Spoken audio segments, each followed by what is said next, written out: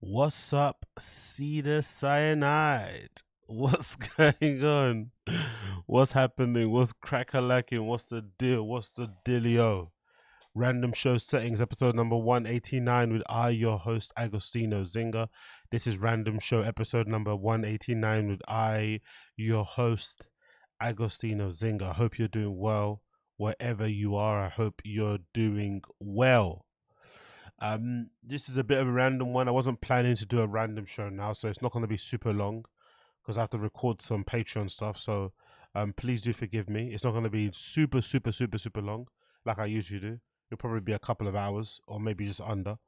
But I thought I would cover some of the stuff that's been going on right now, regarding BAPA'S baby, because there's been news that I've just seen on the Fighting the Kids sub just now, which is a bit of a, I had to kind of change my schedule, but let's just talk about it now while it's fresh and I can get out some of my feelings and impressions about the whole thing, because it's very complex from just a viewer on the outside, laughing, pointing, and just chilling and doing my thing. Do you know what I mean? Because I'm not invested in it in any way, shape, or form. I don't know the guy.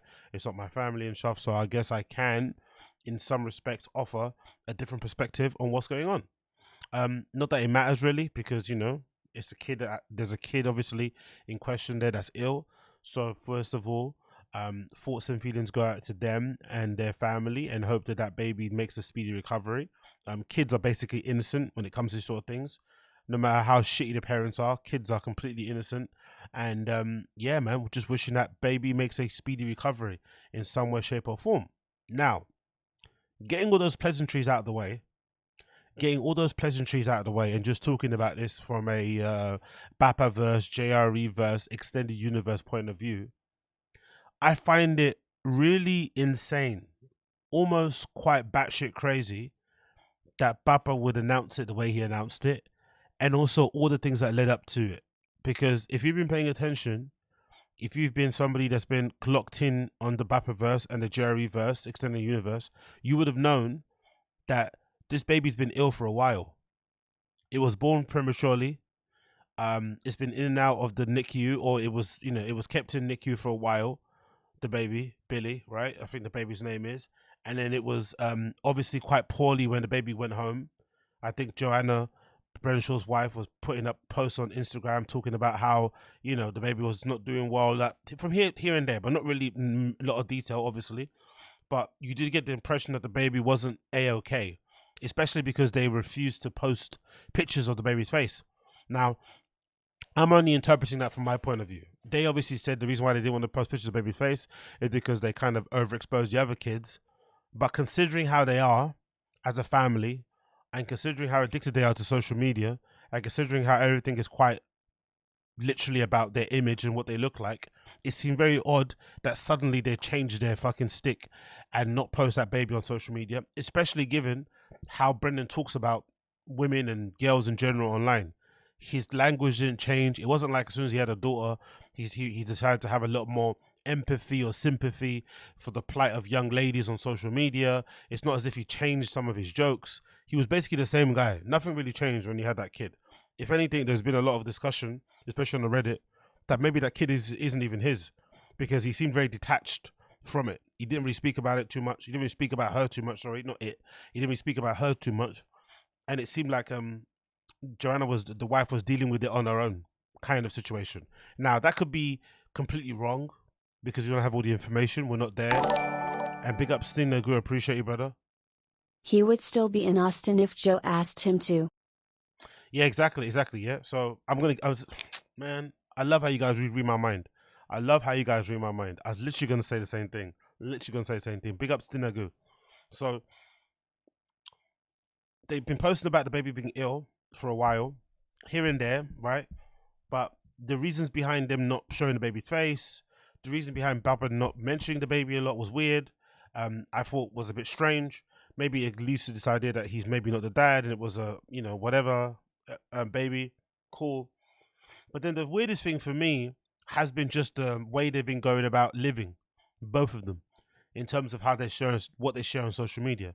because, you know, for better or worse, these guys share all parts of their life on social for the most part. I don't think there's much else apart from what they share on social media. This, which means they're kind of, you know, it's not their fault. They're kind of shallow in terms of the interests that they're in, quite materialistic and shit. There's not much going on in there. So what you see on social media is, I think, a good representation of what their daily life is like outside of, you know, managing a household. So I always found it weird how they both kind of acted as if like nothing's going on, you know, as if everything's okay. I found that to be a bit strange, because again, I don't have any kids, and I'm sure there's plenty of people there that have kids in the stream chat who could tell me. But I know from the little situations that I've had in life, you know, concerning maybe my own personal health, maybe concerning the health of some other family members, and maybe stuff been going on with my friends, people passing, whatever it may be. I know how those things have hurt me, and I know how they've kind of, you know, disrupted my day, how they've kind of, you know, not allowed me to be at ease, how they've messed up my head. And I haven't been able to stream. I haven't been able to really post on social. It's just whatever. It's just one of those things, right? It's just, again, this is not as, what I'm talking about from my own personal life isn't as serious as what these guys are going through with their kid. I'm not comparing it, right? I'm not doing like comparison thing. I'm just saying more so like, I know how I felt when it's been a really, yo, big up MM. Oh, big up MM in the chat. I appreciate you. This shit makes my blood boil. They're so gross. Exactly. Big up MM in the stream chat. Again, you as a mother, you can definitely give us a lot of insight on this. And again, because I'm talking about my arse and stuff, again, I don't have kids and shit, but I'd love to hear your opinion on it. Big up MM. What was I gonna say? Yeah, I know how much it's affected me when I've gone through stuff in my life that isn't as bad as what they're going through with this kid. Because I can't imagine, again, if you have a baby and they're in and out of hospital, even if it's just routine stuff, it must really eat away at you. It must like make you have sleepless nights. You probably can't think straight. You can't eat. Like, it must be horrible, right? To have a baby and it's in and out of hospital. Because I know how people are with their pets, where they have to go vet all the time. Imagine when you have a baby, like, it's mad, right? So I can only imagine. I can't even begin to imagine because I don't have kids. But I know how much it's hurt me when I've gone through my little situations in life and I haven't been able to stream. And again, I'm a nobody. I have a real job. I have a real group of friends. My life isn't predominantly like a social media thing. I'm not an influencer or anything. So maybe it's different. The demands of me posting online are maybe different from Papa and Mexican, right? But I found it very odd how throughout the entire time, they've kind of acted like everything's okay online. Brendan especially hasn't really missed a pod, always buying new things, traveling all over the place. Just the other day, he just got back from Rogan and Austin. And most likely, again, I don't know much about kids. Don't begrudge me here. Most likely, this kid wasn't ill just over the last couple of days. This kid's been ill for a while. Like, you know what I mean? Like, it's never really been in the clear, really. It's been, you know, up and down, up and down, up and down. If that's the case, why is this guy running around town buying loads of shit? Why is he going and traveling to do all these shows? If there was a time to really step back and be there for your family and actually put your family first, as his caption said on social media, why are you out doing all this stuff? I can't comprehend it. So I'm going to play the clip for you anyway so you can hear what he said. And then we're going to go through some other stuff that I kind of collated over the internet and stuff and the Fire and the Kids subreddit. And I'm going to give you a little bit more of my opinion on it. I find this whole thing bizarre, to be honest. Really, really bizarre. But let's play the clip anyway that Papa posted earlier today, where he breaks some news about his daughter having to go back into hospital for some sort of surgery. Hey guys. Let's go for the beginning. Hey guys. Most of my family and close friends know my baby girl has been in and out of the hospital since the day she was born, and she has to have emergency surgery on on Thursday.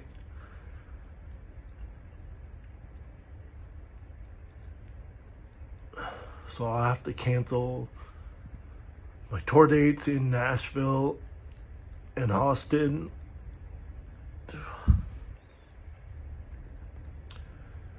I'm I'm gonna have to cancel my tour dates in Nashville and Austin on Thursday, Friday, Saturday this week. I won't be on the podcast. I haven't missed a week of podcasts in 12 years, so it's pretty serious. But the tour dates, Nashville, Austin, the refund your money. Hopefully this all goes well, and it's just a phase, you know? So, love you guys. That's why you won't see me on the podcast. And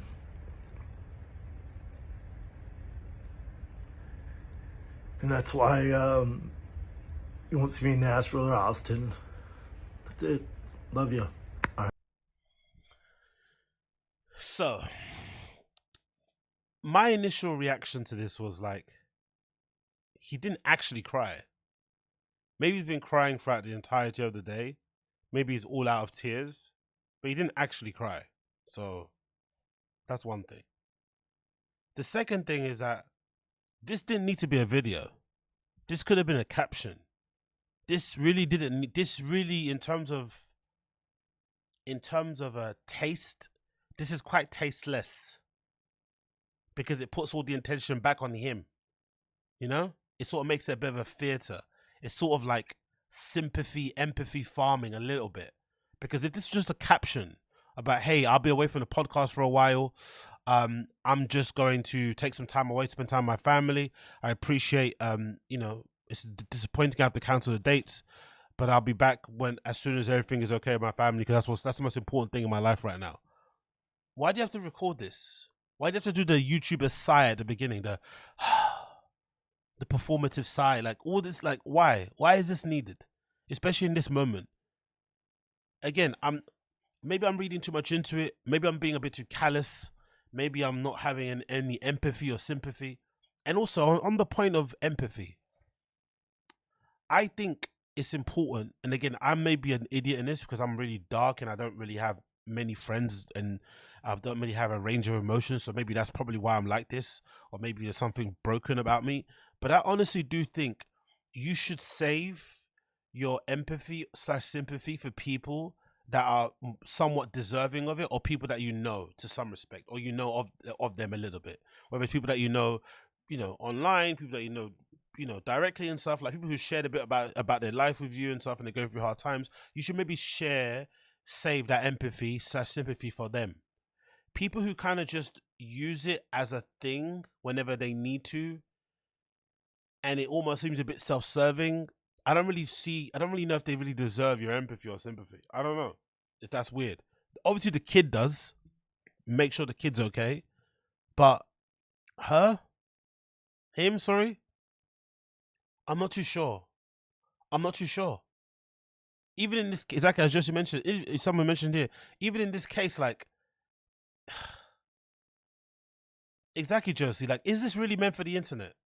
Like, do you really need to share this to the internet, even if you are going through something? Because maybe there's a rationale to say he kept this private for a reason, because it's a really serious family matter. If that's the case, then just keep it private for the entire time. Don't tell anybody, and just continue living life like everything's okay. Continue traveling, continue doing your shows, continue buying your stuff, hanging out with your kids, posting pics and stuff. If that's the case, just do that. Why are you, you know what I mean? Like, and then when you do make it public, you then make it all about yourself, which is odd as well in that regard. I just find the whole thing entirely incredibly bizarre. But I also don't find it, I find it to be a bit disingenuous. I'm not going to lie. I find it to be super disingenuous. Especially when you think about the caption. It's time to put my family first. Now is the time to put your family first. What about all the other times? What about, and again, please forgive me. I don't have kids, so please forgive me if I come across as callous. But I would assume, if this was me, like, this is all my own opinion. If it was me and I was him, and I had 2 healthy, strong baby boys, and then I finally have a daughter that I've been trying to have for ages via IVF and all these other methods, and we finally are blessed with the baby. The heavens, the gods, the universe bless us with this baby. It's a gift after all these years of trying. And then we have this baby, and unfortunately there's complications and it's born premature, there's something in my head that will click. Okay, cool. Now I need to be there for my wife. Now I need to be there for my family. There's something that would click for me in that moment. Maybe before I was selfish, maybe before I was self-centered, and maybe, I don't know, as a man, maybe there's a thing about you, like when you have kids and they're boys, maybe there's a bit of like detachment because you know they're kind of boys, they look after themselves, you know how you were as a boy, you'll figure it out, you know what I'm saying? But when you have a daughter and that daughter is born premature, there's a part of me that would hope I would click into gear. I'd be like, okay, cool, fuck this, man. I know I was a piece of shit before and I wasn't involved and I was doing as much as possible to not be around, or my wife was pregnant, when she was giving birth, when she was raising the kids, because I hated how she was and the house was tense and da-da-da-da. Okay, but now I have this baby, I'm going to rewrite all the wrongs. I'm going to be there for her. I'm going to be the best girl dad ever. That's what I'd assume would click in my head. But this guy's made no changes. If anything, he's still doing the same shit he was doing before. And let's assume that woman doesn't have, the wife, Joanna, doesn't have a lot of help. She does have help, but let's assume she doesn't have help. She's a woman in her, mid-30s, having to look after 3 kids by herself with her mum, maybe here and there. Imagine the stress that's putting on her. Yes, she's got her redacted parts. Yes, we understand that. But just imagine for a minute that they don't have this round-the-clock nanny help that you think they do have. Imagine putting all the strain of looking after 2 big, strong, strapping young boys who are coming into their own, right? They're trying to figure each other out, fighting every day, like just as boys do, tussling and shit, making a mess. And here you are having to raise this girl who's literally delicate flower, born premature, and needs the most attention, most care, the most eyes. Is this really the thing to do when in that sort of situation? Should you really be flying around town, buying cars, going on tour, recording pods all the time, doing fight companions? Is that really the best use of your time? Or should you be at the side of your partner, your wife, and be holding the family down? Again, this is coming from somebody that doesn't have any kids, that doesn't have a wife, that doesn't even have a pet. But I don't know. I just look at this and I think to myself, is he the greatest partner, really? And why is it now that suddenly the tears are coming? And the tears didn't even actually come anyway. But why now is it suddenly an issue? Why now is the priority being put on this kid when most likely this kid's been ill or not well for a while? Ever since he was born. Big up Stinagu. Mexican just posted a whole photo shoot yesterday. Exactly, man. Like, anyway, I'm going to go through some clips. Quickly, I'm going to go through some clips because I don't want to just keep rabbiting on about this because I feel a little bit like I'm being a little bit cold-hearted and shit. But I'm not going to lie, man. I don't really think I give a fuck. I'm not going to lie. I don't really think I give a fuck. I give a fuck more for the baby. I feel horrible for that kid. It seems like the parents have never really been fully there. Maybe it's a thing with, maybe there's a thing psychologically about kids and babies. When parents have babies that are not born all the way 100% healthy, there's a bit about you that kind of like disassociates from the kid because you maybe are in fear that kid might pass or something. I don't know. I just feel like their reaction ever since they had that baby has been odd. And again, maybe it read from the outside, we have no information on the inside. We just get what they post online. But considering how they turned the 2 kids before into mini fucking photo shoots, and now this one is suddenly being put behind emojis, it's like, what is it? Because the kid doesn't look good on camera because it's ill or something? Like, what's going on? I mean, it's all kind of really odd and disgusting and shallow. And I don't know. I'm just saying what's coming to my mind here. Let's just go through some clips. Let's go through some clips because I want to put things into context. Right? We're gonna play this video again one more time so you see what's going on, right? One more time. And this is the caption we see from Twitter, obviously. The caption over there. Gotta put my family first. I won't be on the pod the rest of the week. Plus Nashville and the tour dates have been cancelled, right? With the broken heart emoji at the end, right? Just so you can kind of get the real breadth and the real depth and the real seriousness of the situation. Let's add a broken heart emoji at the end, right? In my moment of pain and suffering and shit, let's make sure we add a broken heart emoji at the end when my baby is literally like fighting for her life in the NICU somewhere. Yeah, let's do that. Let's keep that in mind. Okay, cool, whatever. Let's move on. Let's actually play the video, right? YouTube side at the beginning. Hey guys, most of my family and close friends know my baby girl has been in and out of the hospital since the day she was born, and she has to have emergency surgery. On Big up MK. This is coming from a guy that doesn't have a toaster. Big ups, as.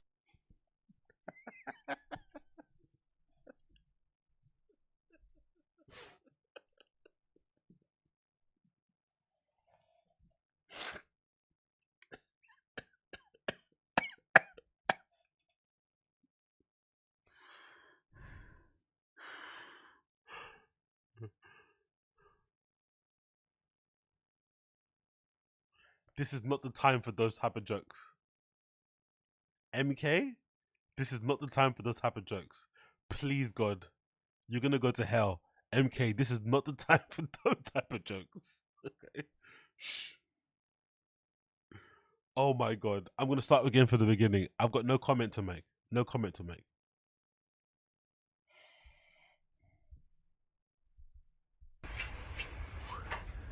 Hey guys, most of my family and close friends know my baby girl has been in and out of the hospital since the day she was born, and she has to have emergency surgery on on Thursday.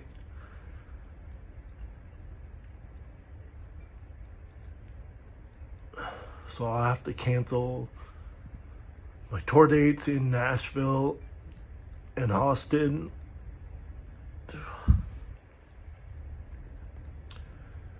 I'm gonna have to cancel my tour dates in Nashville and Austin on Thursday, Friday, Saturday this week.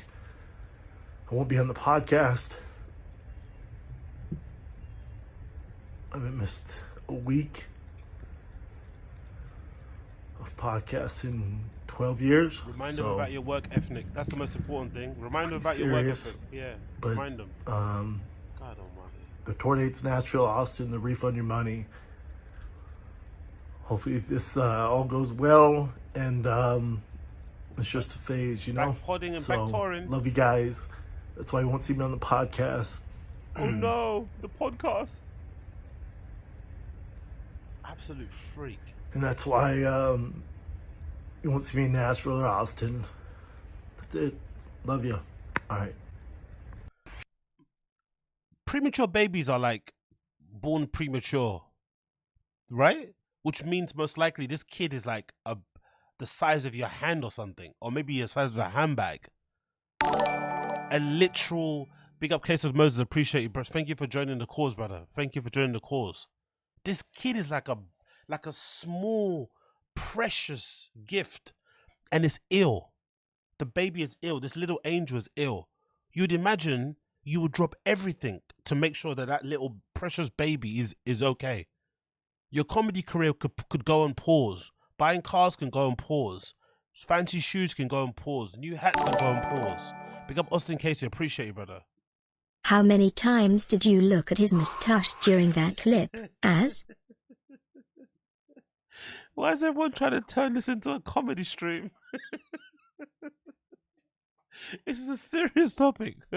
What's wrong with you people today? What's wrong with you people today? Why are you trying to turn this into a comedy stream? What's wrong with you people today? What's wrong with you people today? First MK talking about what do I know? I don't even have a toaster. No, it's the case.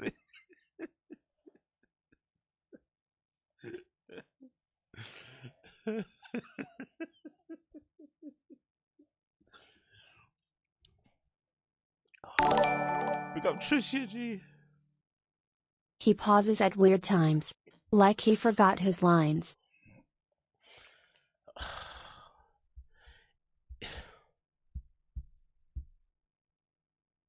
You know what, Tricia G? I don't even think it's lines. Let me say this. Let me say this for sure. I don't think this guy is intelligent enough to be super callous, to be super malevolent, to be as much of a dark piece of shit as this maybe seems as is. I just think that narcissist brain thing, it's all about him, and he always thinks very short term. And then when things happen in the moment, he reacts in the moment. I don't necessarily think it's anything deeper than that. Personally, I'm just saying my main issue, the thing that's really kind of worrying my head, is that I've had like this tooth issue for a while, right? Where I'm gonna go get a root canal next week. Yeah, I've mentioned it to you guys before, but I was suffering in silence with this root canal for a bit. There were times where I was meant to stream where I didn't because my root canal was fucking me up and affecting me. There were times where I got a little bit better and I couldn't stream anyway because I felt just uncomfortable talking in front of the microphone, or because it was stressing me out, because I had to go get things done, I had to spend money to go do whatever, right? That's a tiny thing, and it was ruining my ability to kind of like make content online, for lack of a better term. And again, I have a job, I have another life, so it's different. My whole livelihood isn't about the internet, so maybe it's a different thing. But that bothered my life that bothered my ability to put stuff on the internet. I just don't understand how this kid has a baby that's born premature. And like I said, I don't know much about babies, but I would assume if your baby is born premature, that princess, that little fucking angel is tiny. You'll probably fit it in 2 hands or something, right? It's precious. It probably looks a bit sickly, the baby itself, right? It's going to break your heart seeing your baby like that. You're going to do everything in your power to make sure that baby is back, strong, ready to go. You're going to give up everything, put everything on the back burner and focus on the health of the baby. Not with this guy. It was just business as usual. That's a weird thing for me, you know? And again, everybody deals with things differently.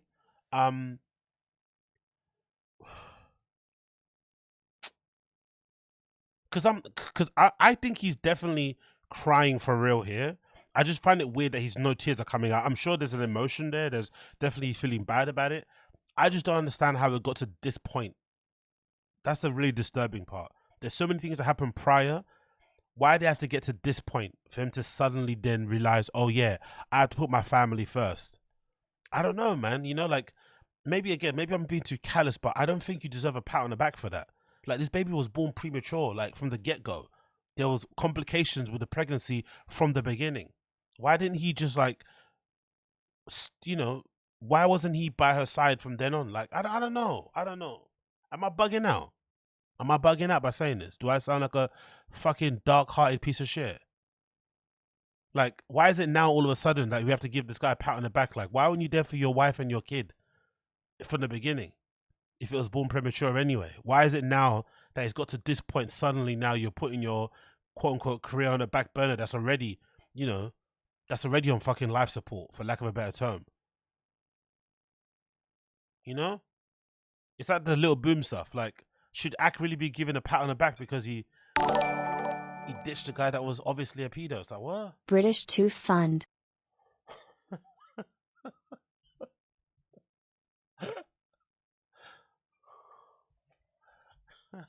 Pick up Adam McCurdy. I appreciate you, bro. Thank you, Adam. How many takes you think it took for Fat Patty Theodore to squeeze out that one Tair?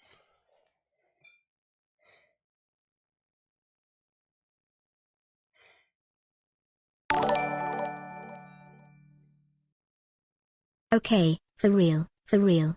Maybe his recent frantic behavior buying the cars and trucks and making a new YouTube show was him trying not to deal with the gravity of the situation? Who knows? Big up Theodore, thank you for the British Tooth Fund. Adam McCartin, how many that's a really disturbing part, right? How many takes do you think it took for Fat Patty to squeeze out that one tear? That's a really dark part. How many times do you think he recorded that? That's a really that's why I always said, and I'll stand on it to the day that I DIE. Recording yourself crying in your camera, like live or whatever, is a form of mental illness. I don't care what anyone says. Sitting there, grabbing your phone and crying into it is one of the strangest things that people do online. It doesn't make any sense. Like, it's like trying to record yourself in a really happy moment. Like, be in the happy moment. Like, don't grab your phone and run to it to record that happy moment. Like it's just a bizarre action to make. And if you're gonna do it, listen to me now. If you're gonna do it, bring out the fucking waterworks. Let's go full snot. Let's go full snot hysterics. Go for it. Like, do you know what I mean? Like, be the fucking African auntie at a funeral or something. Don't do this shit. This YouTuber side where you're apologizing for, I don't know, like flicking your dog's balls on stream. Like, you know what I mean? If you're gonna cry, cry properly. Like, what is this? He cried more when Chris D'Elia got cancelled, bro. Big up NJ Ranger. Neither of these two chicken heads were on the ball when it comes to their sickly, premature kid in need. No, more time. Trug time. And also great job not drinking water while pregnant. Top marks. Exactly, NJ Ranger. Can we, like, are you allowed to say, I feel bad for the baby, I want the baby to get well, I feel bad for the wife, I want her to get well, because imagine what that's going through in the family. And can you also call out their parenting that we saw online? Is that okay? And their behavior online, is that all right to say? I think they're two separate things. You're allowed to say, hey, baby, get well soon, please. But let's talk about what we saw online. That was fucking wild, bro. That was fucking wild. Like, and again, I think say this, right? Say this. Like I said before, you are allowed, right? You're more than allowed to be, it's going to be toxic to say. But this is coming from my black side, right? This is my black side, my African side, right? My Caribbean adjacent side. But I think you're allowed as a man, because men are just terrible when it comes to like child rearing and, you know, whatever. I think you're allowed as a man to be a piece of shit dad and then figure it out. Because it's difficult, especially if you haven't got any guidance. You didn't really have a good dad yourself. You just, you know what I mean? You're just a bit of a dumb. Like, you're allowed to be a bit of a piece of shit and then figure it out. What's unforgivable is if you're always a piece of shit, especially to the kids, because the kids are the innocent party. But if there comes a point in your life where you're like, you know what, fuck, I need to be a good dad. Cool. Be a good dad. But when's this guy's moment gonna come? When's that gonna come? He had that first kid. He ran, like, you know, he was on tour, did everything, left it with a wife. The second he comes out on tour, does left it with a wife. Then he has this baby girl, which you think things will be a bit different, because they always say men, whenever they have babies and it's a girl, it's always a bit different. You want to change things. You want to make sure you're the best dad ever. It changes your perspective on women, on little girls.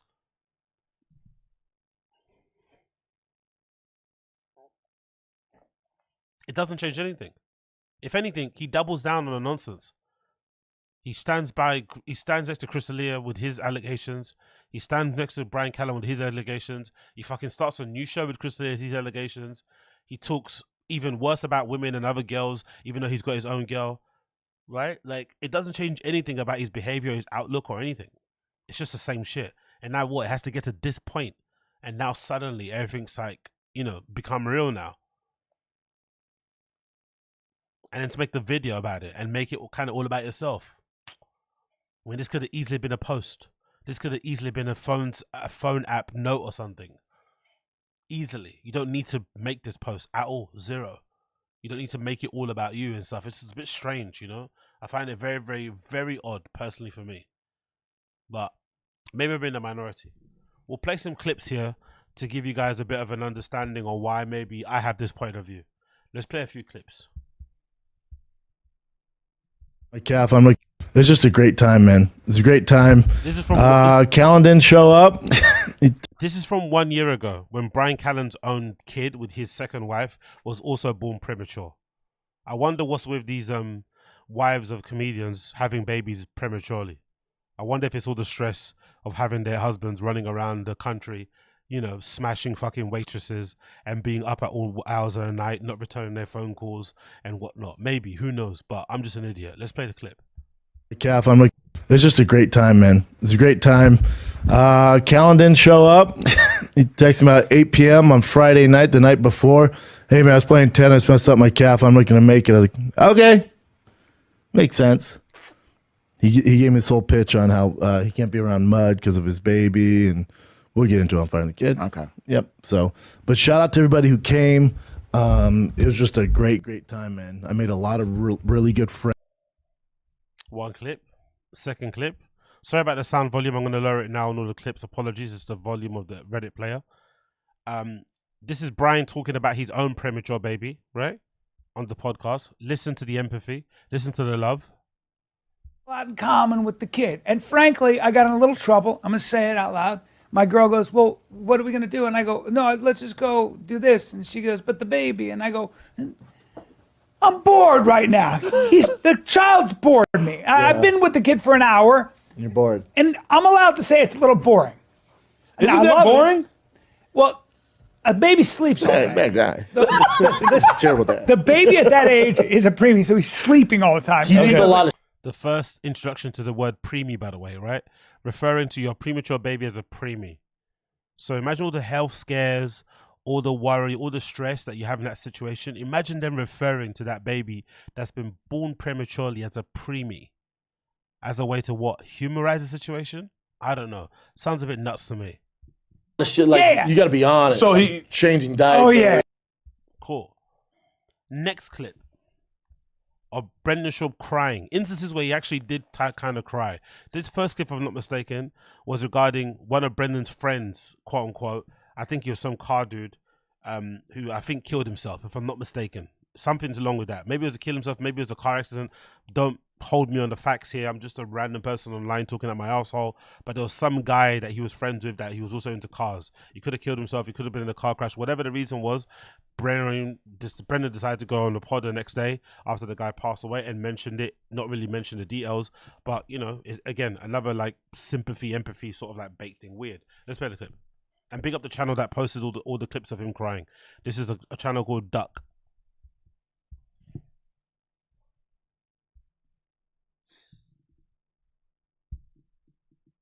Come on, play, you piece of shit. Why is it not playing? Maybe I'm getting locked down by the thick boy fucking algo. Come on, play. Here you gotta be silly, and then you can do stand up. I've never been sadder in my life than right now. Saddest I've ever, 100%. Yep. Oh man. Toughest time I've ever had, hands down. But I'm good at it. You know, I'm good at it. So, I think so. I'm on here. I got that Doomsday reference. I'm good, man. I'll do stand up on Thursday. But and so shout out to anybody that has dealt with tragedy, especially during the holidays, because it magnifies it. So, anyways, yeah. What's this guy Nick, saying do on you the get your toilet? shit together? Yeah, let's move on. But you know we love you. Like Love you, bro. You done fuck with me, I don't like you being sad, so love you. It's nothing. But it's good to be sad if you gotta get through it. We do not care. Hold on. Let me finish this because it's very important. But let me say this too. I know I'm 6'4", 250 pounds. Pick up God's note. I know I'm 255 pounds. I know I look like this stuff doesn't bother me. It hurts my feelings, man. It always has. Damn it. Sorry about that. To say the least. It always has. To say the least. I don't talk about it. Yeah. Nobody.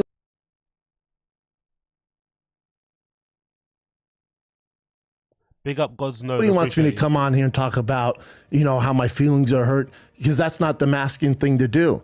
But I'm telling you now, so all you guys know, it hurts my feelings.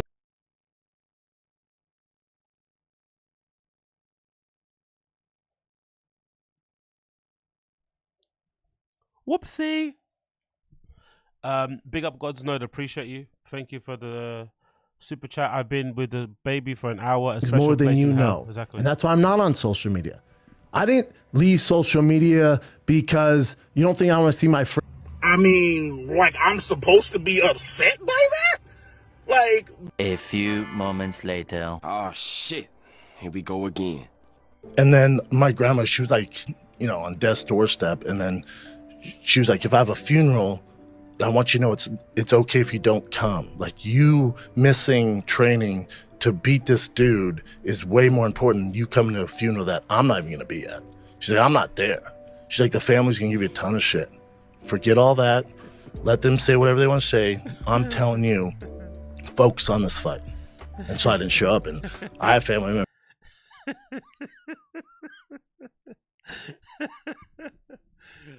This guy's fucking insane, bro. This conversation did not happen. Did not fucking happen categorically. I'm calling fucking cap on that shit. Cap on that conversation. What? What was his grandmother? What, a fucking MMA fighter herself or something? Focus on your fight. Don't come to my funeral. Why does his grandmother sound like him? Why does she oddly sound like him? Why does she have the same cadence as him? Why does she have the same point of view on funerals as him anyway? Like, don't you find that interesting? Interesting. Great guy. Still don't talk to me. Really? Crazy. They know that story too, the conversation she had with you? They do now. And there's no... Nothing. So you still sit with that? I don't care. I literally... Come on, man. So you're trying to tell me your grandmother told you not to attend her funeral because you've got to train for some big fight? Cool. Your whole family then hates you for not attending to the funeral. And instead of you explaining what happened and saying, nah, mama, grandmother, whatever her name is, right? Grandmother Dorothy told me not to come because she said that you fight, to defend yourself because you don't want your family thinking of you as some callous, heartless, soulless pig. You just pretend like you don't give a fuck and just keep it moving. You just call your family what? Haters? Are your family haters now? Are your family part of the homeless cats? Is that what they are? Your family are detractors. Your family don't want you to win. Okay, cool. I don't care. I mean, I shouldn't say that. It's fucked up. It's not that I don't care. Like my Uncle Charlie, I was really close with. I don't hear a lot from him. He's like my mom's side. We got Austin Casey. My grandma said, don't worry about me. You need to work on your takedown defense.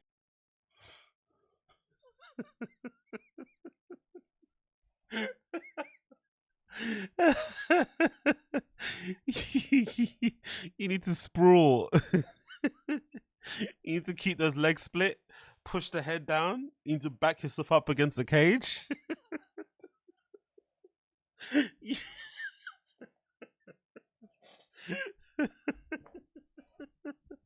That was brilliant.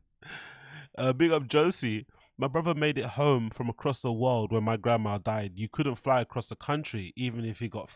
Exactly, Josie. Like, look, I'm just showing these things because these clips show you there are moments in his life where he can put other people first, but he doesn't. He still puts himself first. You know? Like, there are... like, and I just think if that's okay.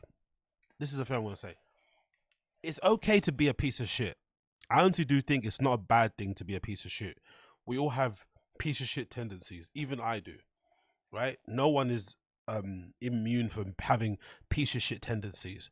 I just think you have to have the ability to know when to not be a piece of shit. Like there has to be at least somebody in your life, whether it's your mom, your girlfriend, your wife, your boyfriend, your husband, your dog, your favorite cousin or nephew, godson, goddaughter. There has to be at least one person in your life that you're not a piece of shit to. Or at least one entity. And for most people, especially guys like Papa, it's usually their family. Everyone else gets a piece of shit side about them. Everyone else gets the, this like a certain attitude. But when you go home, you're a teddy bear to your wife. You're the doting father to your kids. You put everything to the side for them only. There has to be that element. But it seems like this guy doesn't have it. It doesn't have that range, that capacity. And it has to get to what? To the point where your kid that was already born premature is in and out of hospital. Now is requiring surgery. Now suddenly I have to put my family first. Like, you don't get pat on the back for that. I'm sorry. Maybe I'm being callous, but you don't get a pat on the back for doing the basics. Like, what? It's like the AKADEMIKS shit. There's people in AKADEMIKS' stream and his comments like congratulating him for like ditching Little Boom. Bro, Little Boom was a pedo from the time that fucking statement came out. The statement came out and it said the guy touched little kids in a Walmart. AKADEMIKS got on stream and started telling people to suck his dick and shit. You don't get points now because the CCTV footage come out and now you believe because you saw a video. Bro, the black and white documents, the statements from the police officer said that Little Boom guy did some pedo shit in the supermarket. Anybody else with a brain would have cut that guy off immediately. Yes, it's going to hurt. Yes, you're still going to cry. But defending him and letting your nuts hang and flexing on your fans and then later on turning around and changing your fucking point of view because you saw the video and then expecting a pat on the back, that's insane. Same with this. Like, looking after your kid, especially if it's been born prematurely and it's ill, and it's sickly and it's fragile should be the first priority in your mind, not buying a 20-year-old car or buying a fucking that Ram truck, that Dodge fucking I forgot the name of it, right? The lime green car, right? Limited edition one. Then buying the TRS beforehand. Are those things that people do when they're going through tough times? I know Austin Casey said, yeah, he's suffering. Maybe this is his way of reacting and trying to cope with the situation. But nah, man, you can call it out. Yeah, that's your way to that's your way to cope. But if that's your friend, you'd call it out. You'd be like, what the fuck's going on there? That's the only thing I'm saying. Like, yes, it's probably a normal reaction, but you're allowed to call it out and say, that's a bit weird. Like, your kid is ill, and then the first thing you're thinking about is flying across the country to do shows. The first thing you're thinking about is doing Fight Companions. I just find all that stuff strange. What do you want, a medal or a monument? Exactly. And the medal and the monument should go to the staff at the hospital helping your baby. The medal and the monument should go to your fucking kid for fighting through that shit, right? For toughing it out, because I'm sure through all the good vibes, all the prayers and stuff, all the well wishes that he's been getting, that kid's gonna make a speedy recovery, and he'll be fit and fighting, fit and ready to go back home, and be loved and adored and shit later. We know that's gonna be the fact, most likely, right? We know that's gonna be the fact. So that kid deserves a monument. That kid deserves a fucking medal. Not this guy. Like, you're 3 kids deep and you're still not willing to like put your kids or your family first. It's just odd. You're allowed to say it's odd. And it seems like all of these comedian guys have the same issue. They're not, I don't know. And again, it's strange as well for these comedian guys because they're all middle-aged men. Like, your life socially is kind of done. You should maybe give up on having friends and partying and being that guy. You've got a family now. Like, maybe your career gives you an opportunity to do that, to dip your toes in. But surely when that's done, you should be focused on your family, especially if you've got young children, especially if your wife is a new mother as well, like I don't know, I just find all of it strange. Even if she's got all the nannies in the world, leaving your wife at home alone to look after 3 kids while you go play touch butt with your friends in Austin is wild, especially when you know one kid is literally fragile and suffering and stuff. I don't know. If that was me, that would be on my mind all the time. Do you know what I mean? Like, I get nervous when I leave the house and I think I've got the oven on. Do you know what I mean? Like, I get nervous when I leave the house and I think I forgot my keys, let alone fucking traveling across the country to go and visit my friend who's not really my friend, right? And I know I've got a baby sick at home. Like, that is insane. But anyway, what do I know? That's where I got my comedy from, and he was so funny, so I give him a lot of credit. But what can you do? Yeah, it's kind of contradicting. I haven't had that experience, but when she gives you the blessing to do that, you shouldn't feel any guilt. But is there any just natural response to like? What? You shouldn't feel guilt. Even if somebody told you not to go to their funeral, you should feel guilt. I've missed a couple funerals in my time, and it still haunts me to this day. I've never not thought about it. I don't know about you guys, but like, I've missed a couple of funerals, and I've never not thought about it ever. It's always crossed my mind all the time. Maybe every day I have that passing thought in my head of like, fuck, man, I should have went in it. I really fucked up. You know what I mean? And I can't excuse it. There's no rationale that can make it okay. And you're sitting here as your fucking grandma. And these are people that I know, not family members. These are people that I know, like friends, not family members, which is another whole way of like psychosis, to be like, yeah, I'm perfectly fine because she told me not to do it because, as just in case, she wanted me to practice my fucking takedown defense. Like, wow. And again, this is Brendan Schaub. This isn't fucking Leonardo DiCaprio, right? This isn't fucking, whatever. Brad Pitt's filming a movie away somewhere and he's like wants to be locked in and it's difficult to get you to leave this. I don't know. This is like a guy that's a stand-up comedian. Like, you can cancel your little show at Zany's, bro. It's not that big of a deal. Go pay your respects to your family, bro. Are you cool with this? Yeah, I'm cool. Yeah, I have no guilt. I mean, I lost the fight. I love him. That's what's crazy. I lost the fight. Yeah. And even then, I was like, yeah, my grandma was gangster. Even then, you're talking old school London. Like, to say that, went through World War, II, World War I. Like, had a bunker in her backyard. If they were bombing, they'd go into as kids. Like, went through World War I and World War II.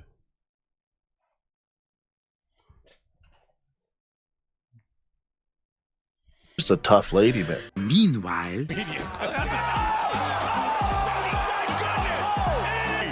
It's the Ultimate Fighter! What's the Buddha?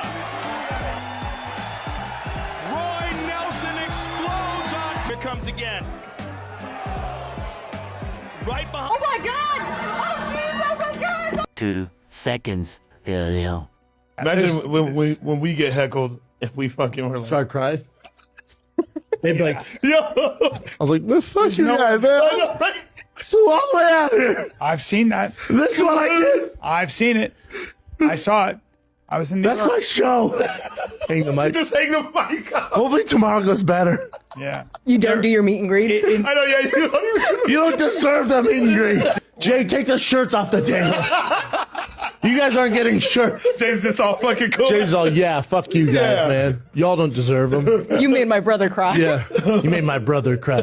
No shirts for you guys. I'm like, all right, bitch, you know what? I'm trying to maintain my fucking composure. I'm trying to keep from knocking this motherfucking snag-a-tooth ass bitch out. Late again. You're up, man. Yeah, and then I got some sad news. I'm going to be taking a step back from being on King and the Sting.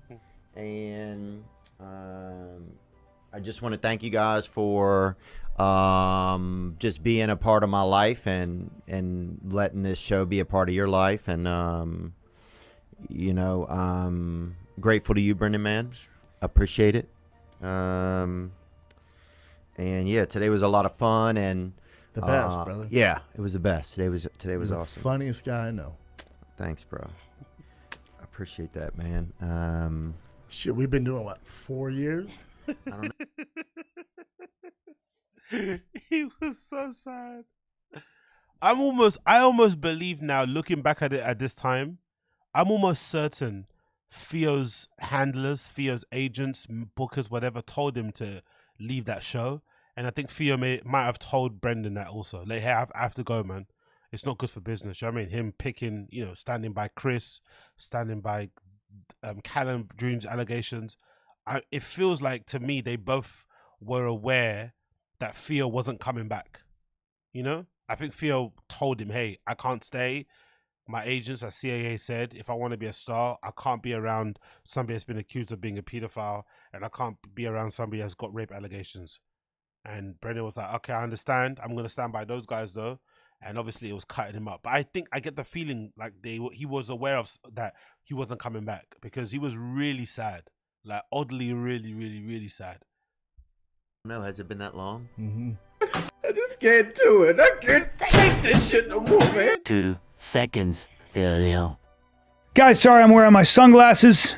Papa got his lids had done. an operation. No, you look good. Oh my gosh. Oh, you haven't seen my eyes? No. Oh, yeah. Now, did Anyway, we're going to pause it there because I want to watch the whole thing. We're going to move on to another clip. Remember this?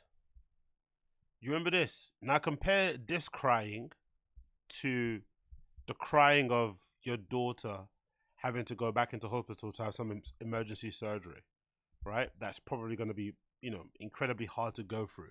Just compare the level of crying here. Schaub, it's your boyfriend, Jeff Dye.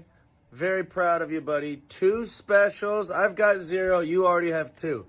That just shows that you're a better worker, and you're funnier, and you're better. And stronger, and you can beat people up, and more handsome. Well, actually, I'll take handsome. I'll take handsome. But anyways, I'm proud of you. I love you, brother. Go crush it. It's going to be awesome. I'm excited to watch it. Hopefully I'll watch it with you. Good work.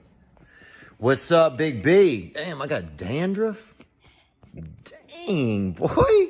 That shit is big, too, huh? Looks like my dandruff has been doing coke, boy. What's up, player? I'm at my grandmother's house right now, but just chilling, man. About to grill up some oysters, actually.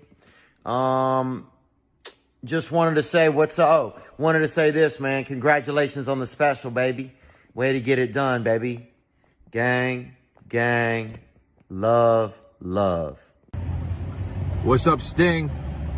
I'm proud of you. It's your 2nd special, and it's gonna do great. Look how much man is sobbing at the sight of fucking the pedo scarecrow, right? Look at how much man is sobbing when he sees the pedo scarecrow. And now let's compare it to baby is in fucking emergency surgery. That's not even maybe 6 months old. Hey guys, most of my family and close friends know my baby girl has been in and out of the hospital since the day she was born, and she has to have emergency surgery on on Thursday,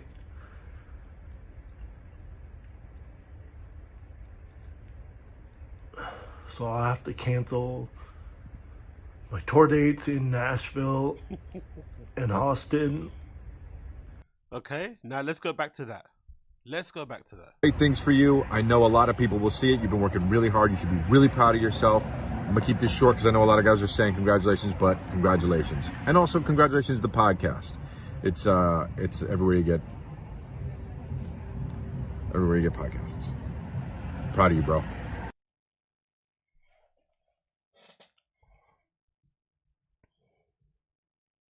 Now I'm sure there's a Lucian Freud way of describing the situation, and maybe there's something psychological about this that I'm not understanding, but I just find it so odd, man. I don't know, I just find it strange. Like I said, I just think there's nothing wrong with being a piece of shit. There's nothing wrong about being self-absorbed. There's nothing wrong with being self-centered. There's also maybe nothing really that wrong with having narcissism to a certain point. But I always felt like people like that are also people who have an ability to turn on the switch where they have empathy, sympathy, and they just put their whole life on the line for their family or somebody or a friend or whatever. He doesn't seem to have that. Do you know what I mean? That's an odd thing about it. That's very strange. Man's stand-up career and podcasting has always been priority number one. Looking after himself has seemed like it's priority number one. That's the only strange thing that I'm really seeing about the situation. I'm like, because I don't buy that this thing happened recently. There's no way. That kid's been ill for a while. Like, this is not a new thing. They've been dealing with this in the background for a while. So imagine if it just put yourself in his situation. God forbid that was you. Would you be buying cars? Again, imagine you had his money. Is that the first thing you'd be doing? Would you be buying cars? Would you be booking shows at Zanies? Would you be recording fight companions where you have to stay, like, outside of what you have to do contractually for your podcast, right? Outside of the fight and the kid, would you be recording extra fight companions and staying up all hours of the night watching UFC in a studio far away from home, drinking and shit, hanging out with your boys? Was that what you'd be doing? I understand you need to make money to pay for all the hospital bills, right? I'm sure looking after a baby, medical attention in hospitals is not cheap. So he has to work. But do you need to do the extra bits of work? Do you not have any savings that can maybe, so you can maybe put that shit to one side? I don't know. I just find it odd, the behavior around it. I find it so strange. Talking about strange and odd behavior, let's keep continuing here. Let's keep continuing. Remember how much the similarities in his emotions regarding the baby is the only example I can see that was similar was when he cried, thinking about all his stand-up comedy friends not supporting him or standing by his side when Brian Callen and Chris D'Elia got cancelled for what they got cancelled for. This is the only similarity I can see. Out about your sorry to interrupt. What bums you out your situation is, and I'll get emotional, is I thought we were all gonna fight, man. Yeah. I thought we were. What happened? Yeah. I thought we were all gonna fight. Right. Where did you guys go? Right. You left us. Well, we weren't a community. No, we weren't friends. You guys were only our friends because we could help you. Yeah. And then when we needed your help at the most, you guys are nowhere to be found, even to this fucking day. Fuck you. But you got to forgive.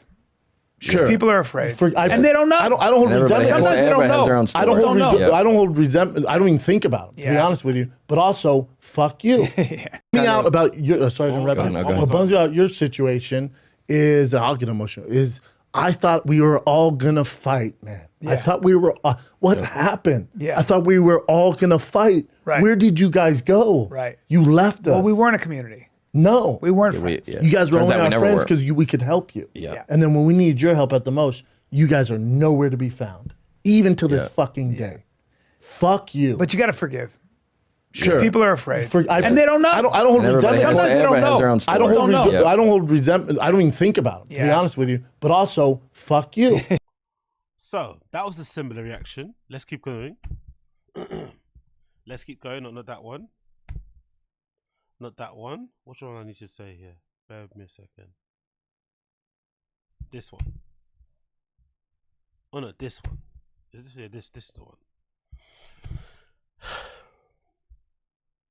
There's also a part of me that thinks to myself, like, I'm not one to like talk a lot about like karma and stuff. I don't really think karma exists, but I do think you should be very careful with the words you use.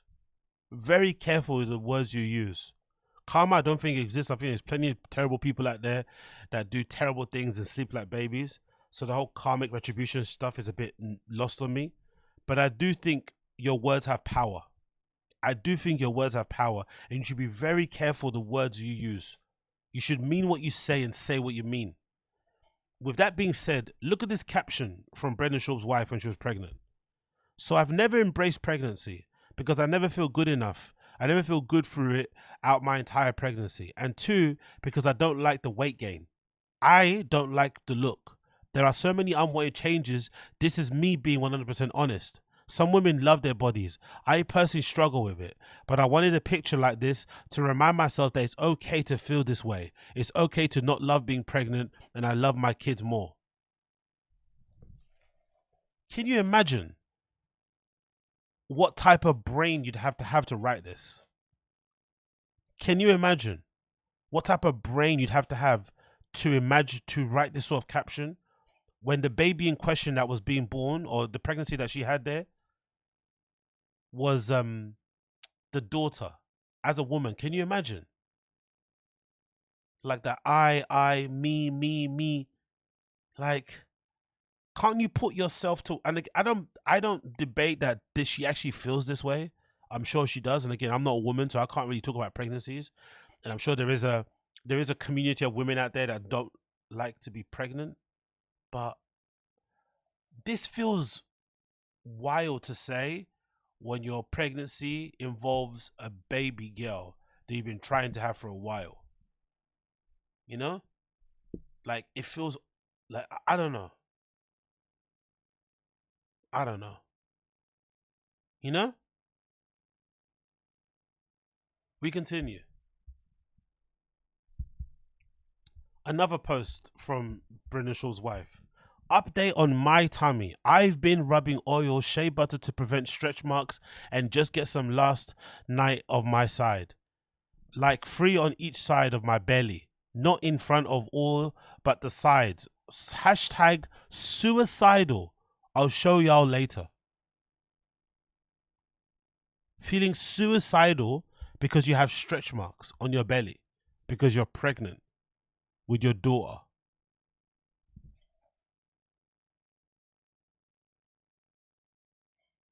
I hate being pregnant. It ruins my body. I don't like the way I look. But I'm going to take this by the way, look at the picture, right? For somebody that doesn't like what they look like when they're pregnant, that's a very interesting picture to take as a photo shoot, right? Very interesting. I hate how my body looks. But let me let me do that. Cool, whatever. I hate me. This caption. Me. I feel suicidal because I'm pregnant. Okay, we continue on. Another post. Another one. A screen capture of a Stanley Cup from Amazon. The caption says, y'all know I don't like to drink water. No, I don't drink water ever. But with hypermesis and just being pregnant, I'm going to force myself, even though I'm sure I'll throw it up. But I bought my first Stanley Cup. Let's see what this hype is about. So she didn't buy a Stanley Cup to drink water. She bought a Stanley Cup to drink water mixed with artificial flavoring. I'm sure that's perfect for when you're pregnant, right? I'm sure that's a perfect thing. I don't know what hyperemesis is. Let me see what that is. What is hyperemesis? What the fuck is that? What is hyperemesis? Hyperemesis, a persistent severe vomiting leading to weight loss and dehydration, a condition occurring during pregnancy. So during pregnancy, women usually get dehydrated, but then this lady doesn't like to drink water. Okay, we continue. Big up Adam McCartin. Dude, this psycho used his baby's ER surgery to cancel shows he can't get 12 people to come to. One of a kind lowlife. I'm not gonna go that far. I'm not gonna go that far. I'm not gonna go that far to say that he only canceled these shows because he was not selling tickets and this is a good cover. I don't think that's true. I think he canceled his show because his kid's actually ill. He actually looked like he was in the hospital. He's got the hospital badge there. Everything that's happening is true. I just don't believe that this is a shock. This is a new information. This baby has been ill for a while and now obviously it's come to a head and things have gotten worse over time. I'm just saying if that was me as a father, I would have put my career to one side ages ago. I would have been there for my family a long time ago. You know, like it wouldn't have had to get to this point for me to say, let me cancel some shows. You know? Like maybe somebody could be a little bit, you could be a little bit callous and say, it's funny that this happened just after Rogan. Would you have cancelled Rogan to have done this? Maybe it's not hard. Yeah, it's just, I don't know. I just find it all strange. But big up you, Adam McCartin. Another post here of the wife's IG caption. Boy, mum, nothing about the girl mentioned in the caption. Cool. Don't know what's going on there. We'll leave that one. We'll leave that one. And we'll leave that one. But yeah, I don't know. I just find it all weird. I just find it all strange, to be honest. But again, I'm not surprised. Let's finish off the fucking duck video and move on to some chin stuff to fucking lighten the mood, because this is a bit of a Debbie Downer. Did you get beat with 2 bats or 1? I got beat with 2 bats, but apparently the swelling will go down. And then that's what happens. And then it looks better. Apparently this is permanent. You look like you got stung by more bees than I did. That's right. This is permanent, and this is what I'm going to look like. So thank you very much, everybody. Is it painful? I'll do the podcast without him on, but it might be too distracting, so we might want to keep this on. No, it's not distracting. All right. Brian, does it hurt though? Does it hurt? No, it doesn't hurt. There's no pain. It doesn't hurt? Isn't that weird? Did it hurt There's when no you pain. did Your it? eyes, no. Your eyes just don't have a lot of maybe nerve endings in it. Or something.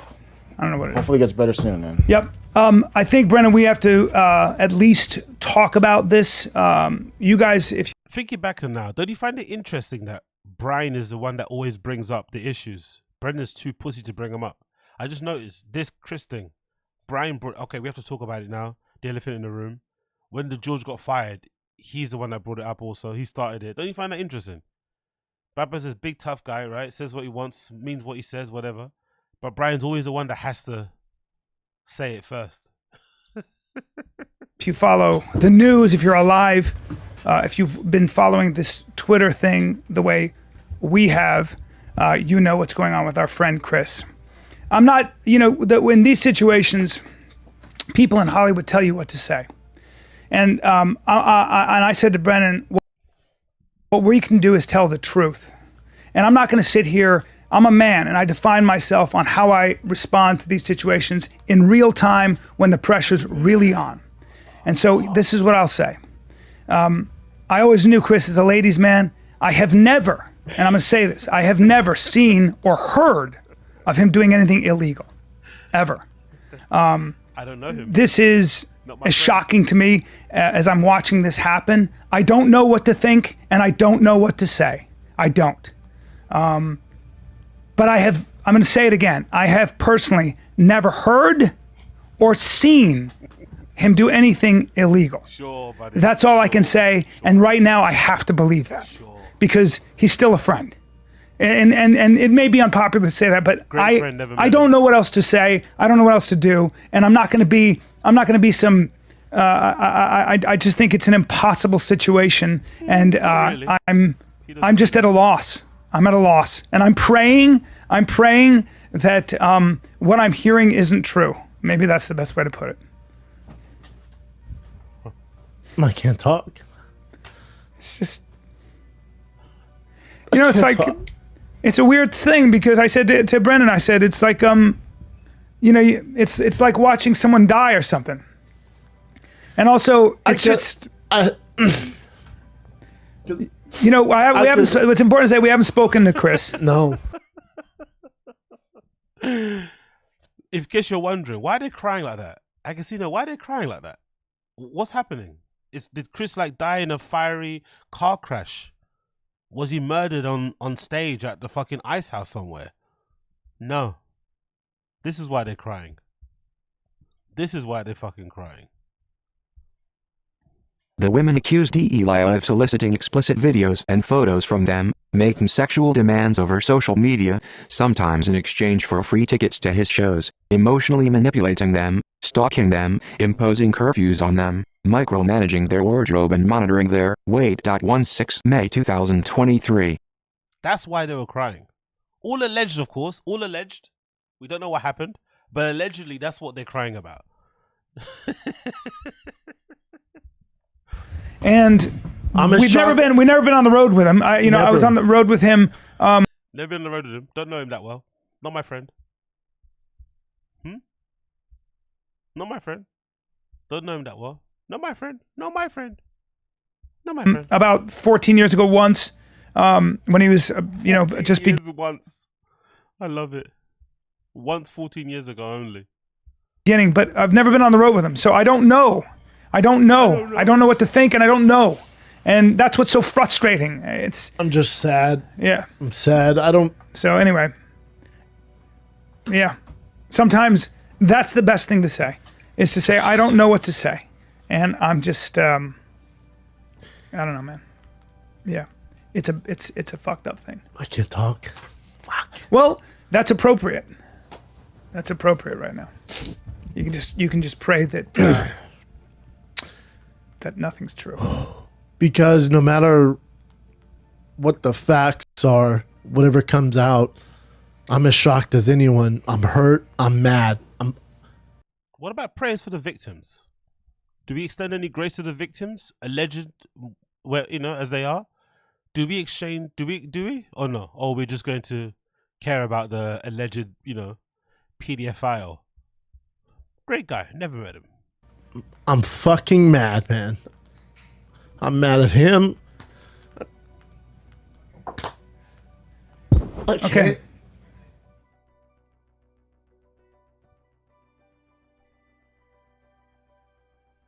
Wait, what were we talking about? Wait, what were we talking about? Dicey.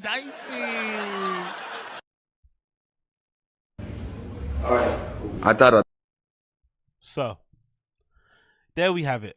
There we have it. A whole bunch of crying, a whole bunch of nonsense, whole bunch of whatever. I don't know what else can be said, really. It kind of is a sad situation, in totality, obviously. No one wants anything bad to happen to the baby. So again, as I said in the beginning, thoughts and feelings and prayers go out to that baby. Thoughts and feelings and prayers go out to that wife, to the family. Hope a baby makes a speedy recovery. No one wants to see a baby ill in any way, shape or form. That's not, I can't imagine what they're going through as a family, having to go through that. But the circumstances around it, what led up to it, and how it kind of all played out is really, really odd. And I think it would be disingenuous not to call it out. It would be almost insulting to our own intelligence to just stand there and not call out the obvious, because they're obviously not going to call it out themselves because they're going through it and because they're all friends, but we don't know these people personally. And I think that level of detachment should allow you to kind of just call things as you see them. It doesn't mean you're a bad person, doesn't mean you're evil, doesn't mean you're callous. It just is what it is. Because if that was somebody in your family and they did that, you'd probably have the same reaction. You'd be like, what the fuck's up with this, bro? What's up with this guy? And that's all we're saying. What's up? What the fuck's going on? Just find it strange that, given everything that's been going on with that baby, and given what we know from what they post on social media, it's pretty evident, pretty clear to me at least, that kid's been ill for a while. And it's just strange that now is the moment, now comes the time where everything has to be dropped. I just find that to be a bit, that's the only thing that I find it to be a bit strange. Now comes a time where you use phrases like this. Because that's the thing that kind of just weirded me out. I was like, imagine recording that video of yourself crying anyway, in such a sensitive, emotionally draining, hurtful situation. Again, I don't have kids. I don't know how it could feel. But then imagine the caption that you put out there is this. Just imagine that for a moment. You record that video only of yourself crying, which is odd.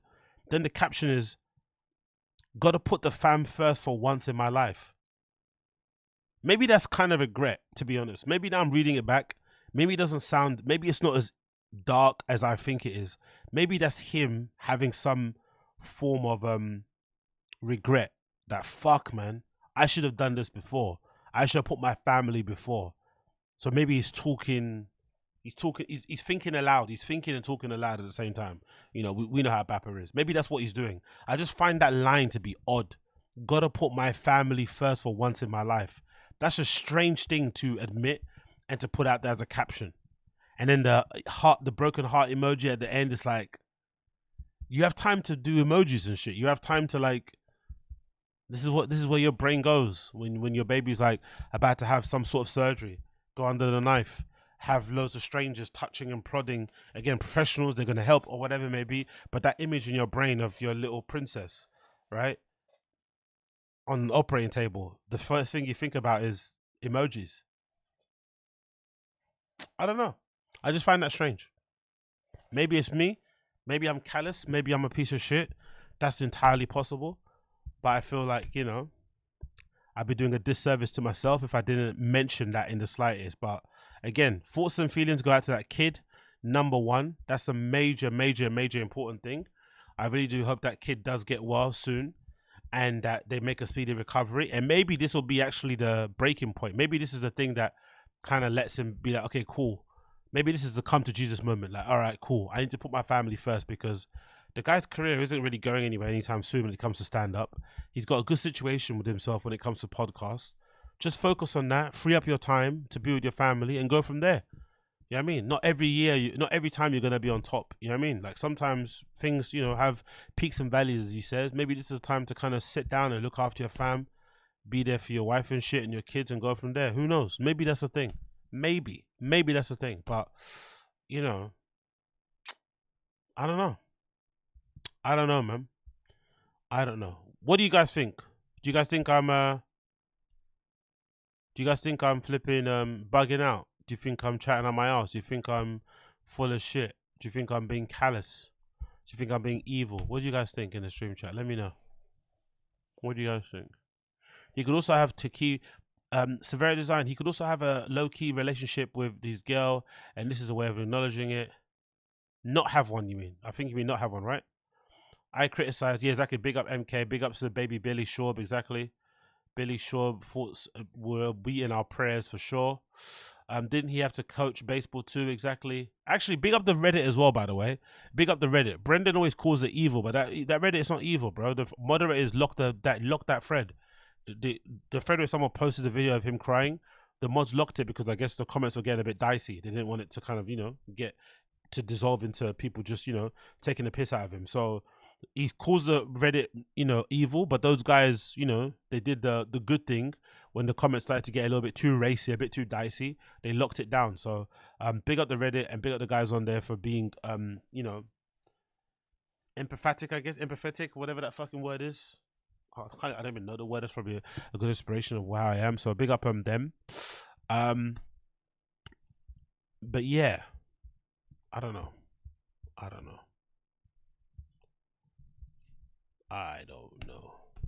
What you guys saying in the chat?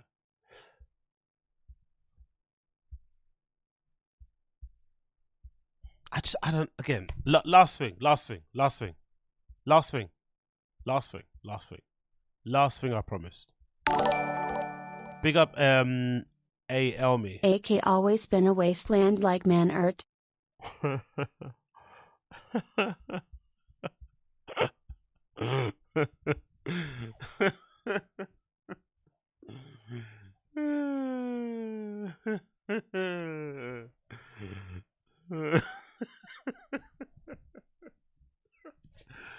Get fucked, okay? But big up you, me, big up you.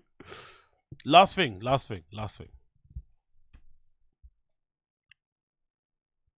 If your baby is ill, Do you fly across the country and do this? You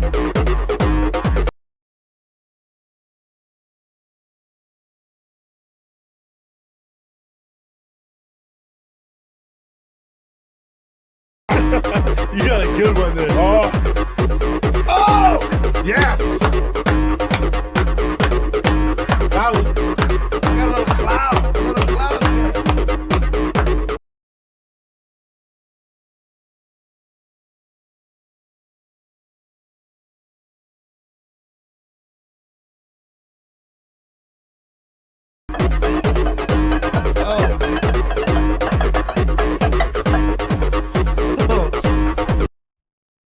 Don't get me wrong. Look like fucking fun. Right? This is the Jerry we all know and love, or we all miss. But surely, if your baby's ill, is this what you're doing?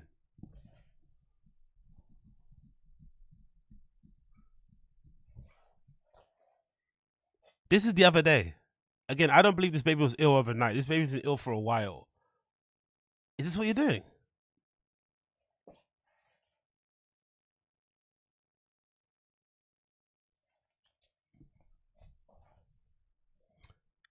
Am I not? Do you guys remember that picture that the wife shared of them going to Balenciaga?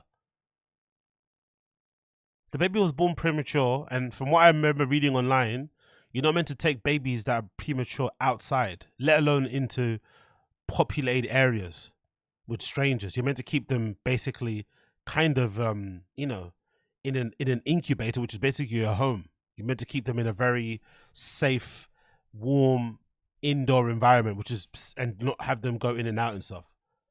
This woman was like, I think she said she was bored or something, right? Oh, I'm bored at home. I'm going stir crazy. I need to go to Balenciaga, and took the baby with her. It's like,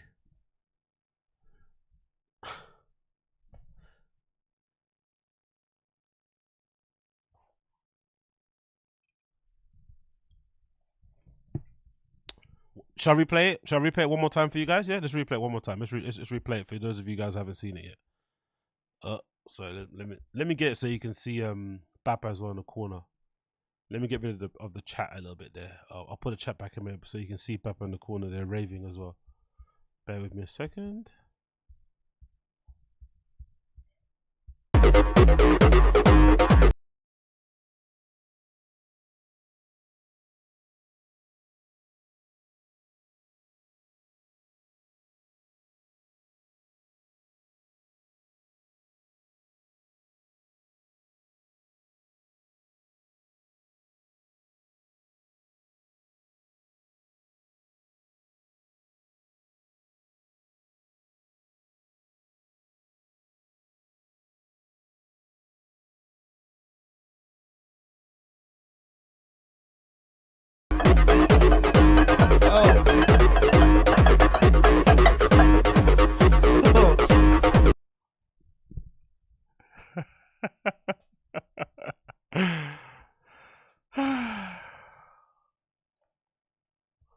And then imagine going from that to this.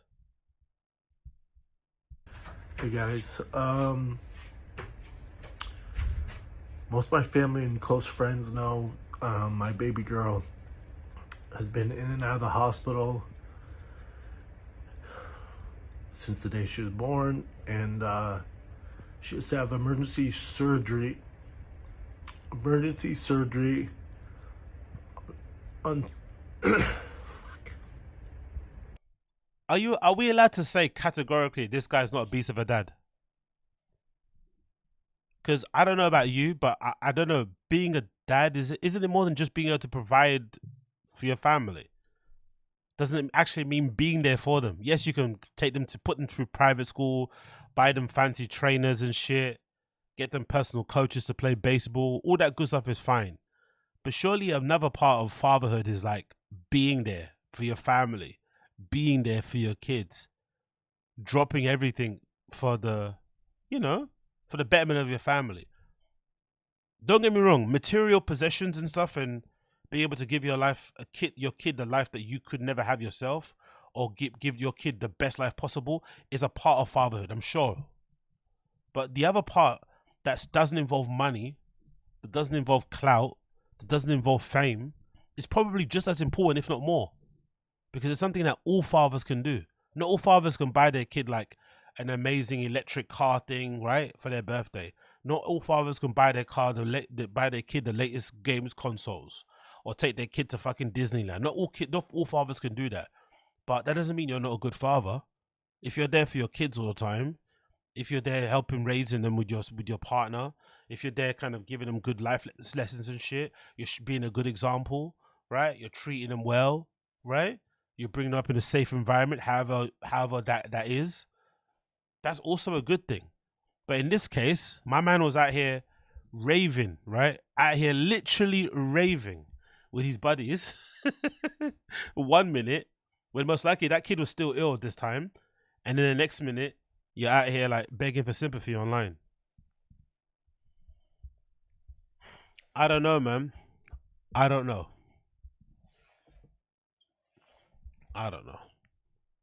Anyway, moving on.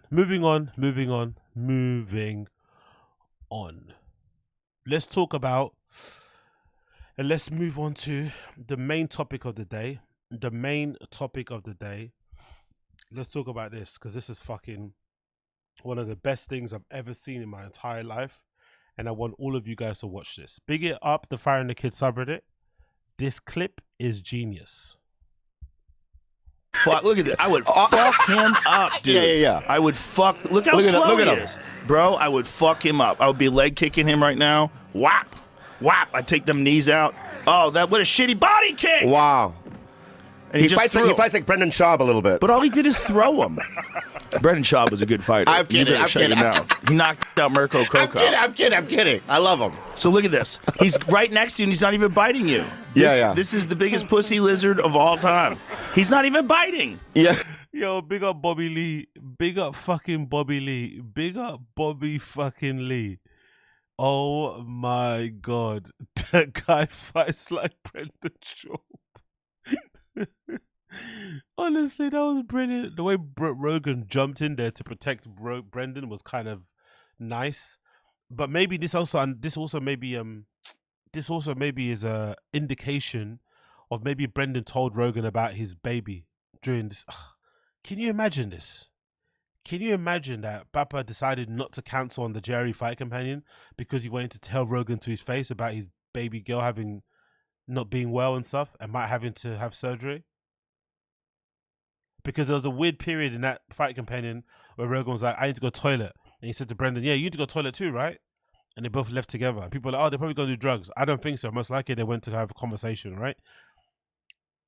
So again, we're just guessing here. But most likely Brendan told Rogan then about his kid's health status at the time.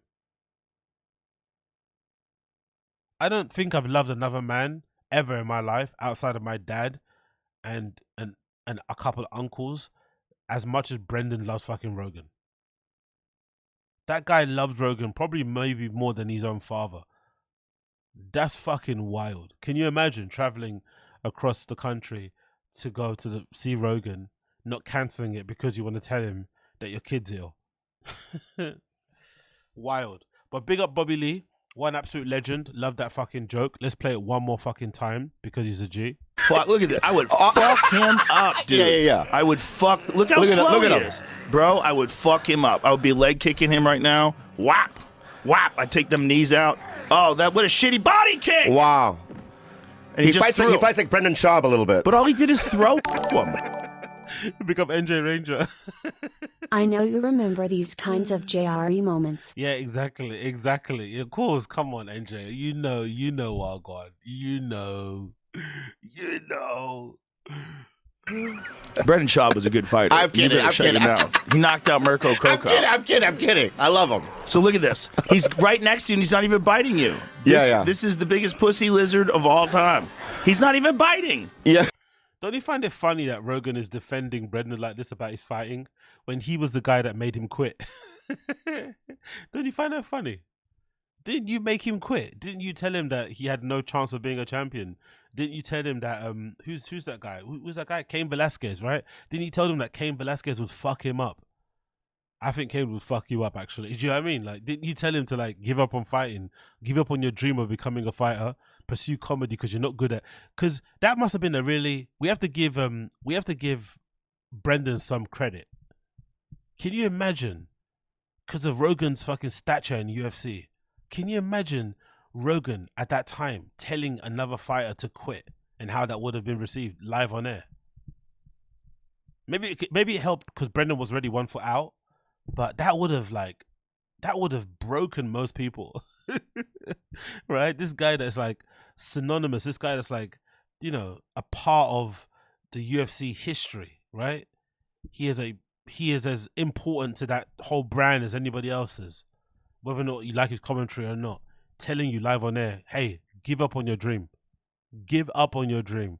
You are terrible at it. You are really bad. In front of millions of people. Youch. But yeah, big up Bobby Lee. From what I've been able to see online so far, everyone is saying that the appearance was pretty good from Bobby Lee, but you could tell he was getting really angsty because Rogan isn't the same Rogan that I guess he knew when he was coming up.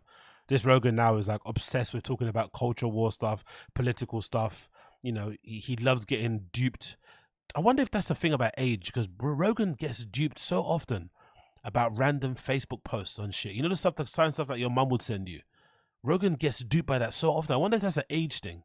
He can't seem to tell when stuff is satire, when stuff is, you know, clearly made up, like just straight up made up, not even trying to be comedic. He just can't tell.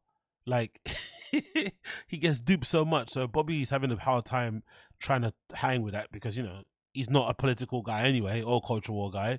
He likes just to, you know, he likes to be a comedian on the podcast. Shock horror, right?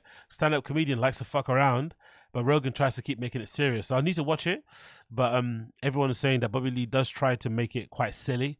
But Rogan just, you know, keeps steamrolling him into talking about trans bathrooms and and shit. It's like, bro, come on, man. Leave me alone. Anyway, Chin Su Yi. Let's go into Chin Su Yi shit. Big up the stream chat. Big up the stream chat. What you guys saying? The more money you get, the more conservative you become. Tax scammers. The Lions doesn't say at least. Oh yeah, Chin's got a new video. Let's play Chin's video.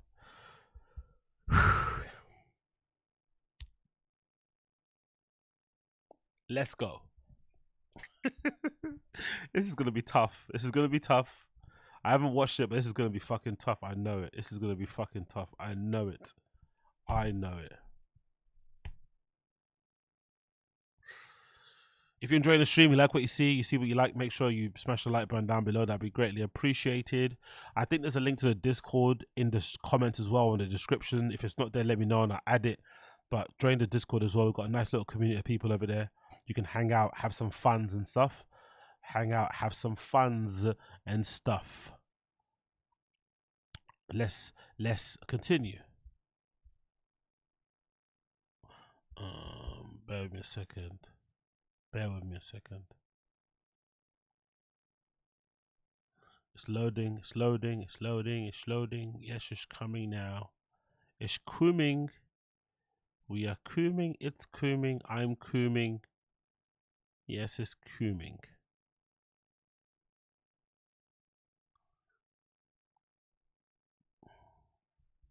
Come on, son. Here we go. Here we go. Here we go. Nice little here we go. By the way, before this continues, what did you guys think? What did you guys think about the beginning? Was that brutal to get through? I think it kind of went on a bit too long. Man cries about baby that's sick. You know what I mean? Just should have been, you know, extended your wishes and continue moving. Was that brutal to get through? Was that a bit brutal? I feel kind of drained. I'm not gonna lie. I feel kind of. It's no Tremaine.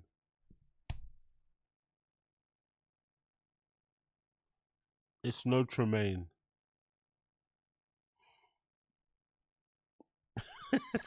Hello my friends, before we start the video, I'm doing another giveaway. This time it's a GoPro Hero 6. Sorry, Uche, I skipped it, not gonna lie. That's real.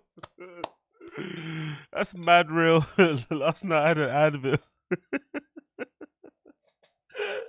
Advil. people don't come to stream. I'm not gonna do that again, man. Like, I'm not gonna do that again. People don't come to streams to hear breaking news about a baby that's ill. That's fucking sick, isn't it? That's a bit sick, isn't it? That's a little bit sick. It was sick for him to do that video, and it was sick for me to kind of react to it. I'm not gonna lie. It's kind of disgusting. It was kind of disgusting. I'm not gonna lie. Thinking back to it now, reacting to somebody's baby going in for emergency surgery is like, that's maybe a sign of where we are as a society, isn't it? No? That might be a sign of where it's as our society. That I'm up at 4 a.m. in the morning reacting to another man crying about his baby being ill, and I'm questioning whether or not his tears are authentic. Are those tears real? But no, actually, when he was crying on January 26th, like, what the fuck have I become? Who are we as people? Huh? Who are we as people and what have we become? Fuck, bro. And it's not my fault. It's your fault. I didn't do anything wrong. I didn't set up the stream. I didn't turn on the camera. I didn't write the title or make the screenshot. It's not me. It's you guys. It's not me. I did nothing wrong. Yeah. Anyway, thank you for hanging in there for me. I do appreciate. Oh, and big up the old tear. I forgot who it was in the stream chat that made the edit about the tears. I said tears. I said what's that? I've become what? Severe Design. You've become unique pre-alcoholism. Nah, fuck. I don't think so. I don't think so. To be fair, Unique does way more clickbait than me, and he was getting really in the weeds. I love Unique, and I think what Brendan did was bad, but we can get why Brendan sued him, innit, right? We can understand why he did it. It's still bad what he did, but we can understand why he did it, right? Because Unique was getting on Brendan's ass. Like, before he got sued, Unique was like, he was smashing Brendan. Like, he had videos up, like, in the minute. The episode would come out, Brendan did this dumb, Brendan did this idiot. Like, he was getting at him hard. So I understand why Brendan had enough, I'm going to sue your ass, you know what I mean? But I don't think I'm on that level. I don't care that much. That's the thing. I don't care as much as Unique does, I don't think. I just find it funny, really. I think that's the difference. I don't know. Maybe I'm looking at myself through rose-tinted glasses. Anyway, enough of me jacking myself off and trying to make myself bust. Let's watch Chin bust, right? Maybe Chin might bust in this video. Instead of me trying to make myself bust, let's watch Chin try to bust. Chin Suyi solo camp fish and cook plus a GoPro giveaway. Man's having to give away GoPros to get views, you know. Fucking hell. Let's go. Video, I'm doing another giveaway. This time it's a GoPro Hero 6, and this one actually means a lot to me because I use this one means a lot to me, bro. This nigga needs a dog or a girlfriend, or maybe a hired help, you know, a lady of the night. Imagine a GoPro meaning a lot to you. What? Guess what? A GoPro 6 means a lot to you. Do you record porn on it? No. Then why does it mean a lot to you? Use this for multiple Fire in the Kid shows in the early days, so a lot of sentimental value. They recorded the Fire in the Kid on a GoPro. Value, but you know, because of that reason, I want to give it away. However, this little camera does have a few quirks. I knew it. I was about to say, I bet it doesn't work. I knew it. I should have said it. I was gonna say, I bet it doesn't fucking even work. He's giving you a GoPro. Aren't GoPros at like number 10 or 11 now? Aren't GoPros at like 11 or 10? And he's giving you a 6 that doesn't work properly. I'm going to turn it on right now. One of the quirks is there's no recording light in the front, right? So it's hard to tell if it's recording. I'll show you here. So you can't see it in the front, but you can't tell if the camera's recording from the front. Whereas, what? And you're giving this away? Throw it in the fucking bin, you donut, man. You can see it on the bottom and also on the back. So that's good. But another quirk is it does these constant highlights. It adds markers. I'll show you right here. So if you see the bottom right, it continues to make markers for some reason. So I'm sure some of you guys out there, you can just Google it online and figure out a way to like factory reset it to it, so you can fix that issue. But why don't you factory reset it and then give it away? Why don't you do that then? If that's a way to do it, why don't you factory reset it and then give it away? Is that not that hard to do? But I bet you can't fix those issues. It's a perfectly good camera. I use it all the time for fishing videos. And it's also been something that's been special to me for many years. So I want to give this away. On top of that, I'm going to give away another $50 or $75 or $100 gift certificate to my sponsor, Into the AM. Anywho, to win these things, just leave a comment or question below and I'll pick one of you. How does he have a sponsor for these shitty vlogs? How? And send these out. The gift card is going to be easy because it's just a code, but as far as this guy, I'm actually going to include a battery and an SD card as well because I want it to be functional when you guys use it. All right, leave a comment or question below and enjoy the video. Good morning. It is now roughly 9 a.m. Yo, the sound. Again, apologies for the sound. It's not me, I promise. Apologies for the sound. I just saw my meter blow out. Why is he recording the volume so high? Isn't he meant to be a podcast producer?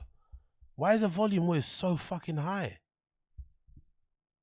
God damn. Okay, mid. 8:57 a.m. And I decided I'm going to do a solo camping trip, just a one-nighter. It's still redlining.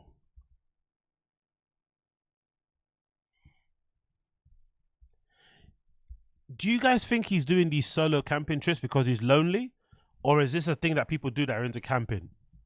Please, North Americans in the chat, please let me know.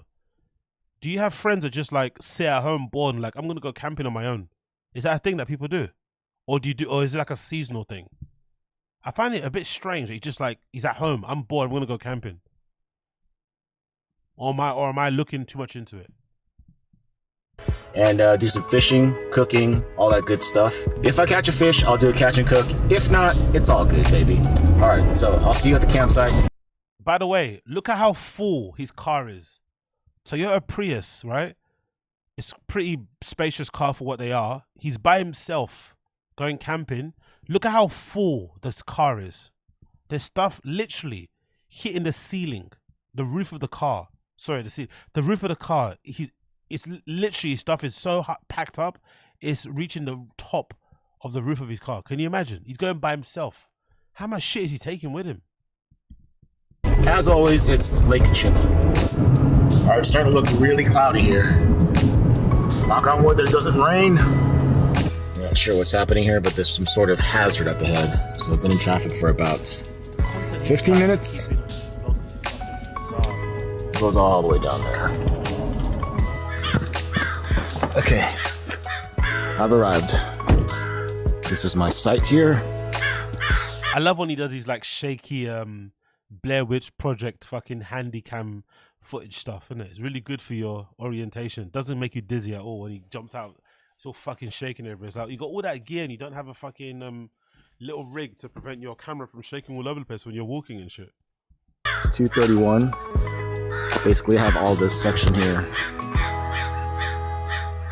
until there, and then this is just a little road that goes down. Yo, this is loud, isn't it? This is fucking loud. Let's put it to 30 then. Let's do 30%. So people can circle in and out. It's only my site and then someone else's site there, but I don't think anyone's going to be there tonight.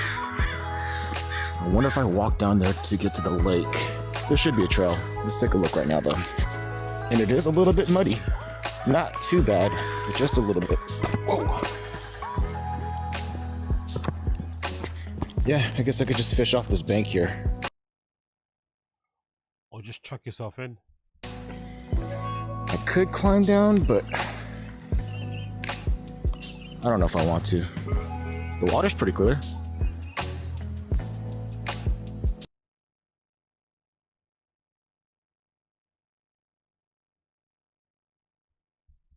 Who knows, I might just go down there. Play it by ear. But first things first, set up. Fucking hell. What's it? Okay, cool. I have the video stream at 25%. The volume is still... Jesus Christ. Okay, cool.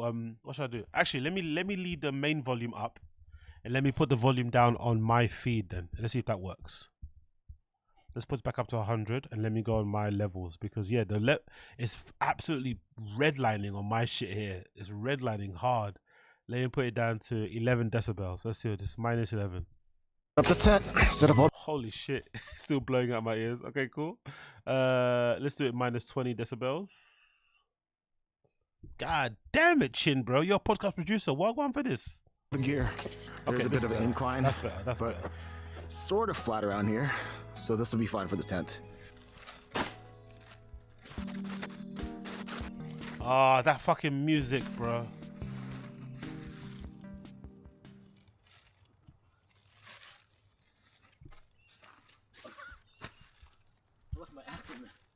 I somehow left my axe and the hand warmers in the tent from a previous trip.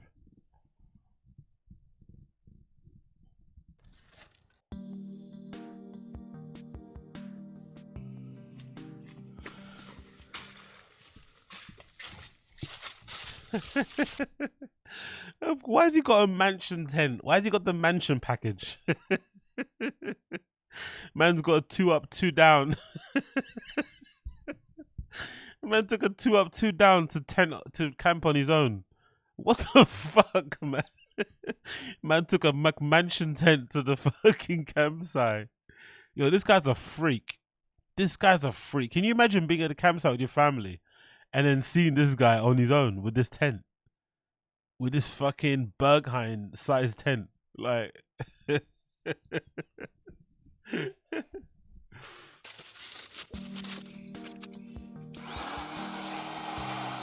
I say this all the time, but the Ineplex air mattress is by far the best one I've ever had.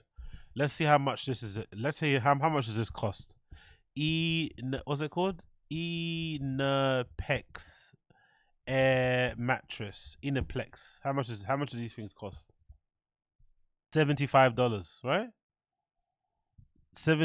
I guess 75 to £100 for that air mattress. Of course. Nothing but the best for Chin. Nothing but the fucking best.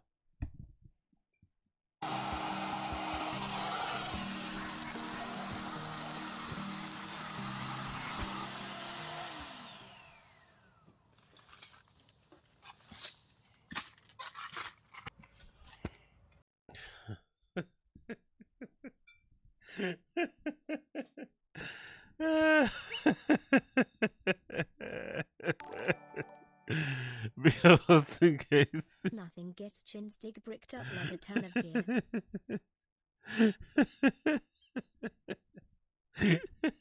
Exactly. Not the warm embrace of a young lady, right? Or the giggling sounds of a kid running down the hallway, or the fucking hysterical, barks of a dog that's happy to see him after a long hard day of work, or the meowing of a cat that's happy to see him to get some food. No. The thing that gets Chin's pee-pee super hard, super rock hard, is when he has to take all his camping gear out of him again to the fucking Appalachians of California, right? He has to fucking get his air mattress that could fit 17 people on it, right? Ready to go. Like, look how big that mattress is. Look how high. Like, some people don't have mattresses like that in their own home. Some people don't have a mattress that good in their own home. This guy has a mattress like this to go camping on. There's no such thing as camping. He basically takes his same comforts that he has at home to when he goes camping. If he could bring his fucking TV with him, he probably would as well. Fucking wild.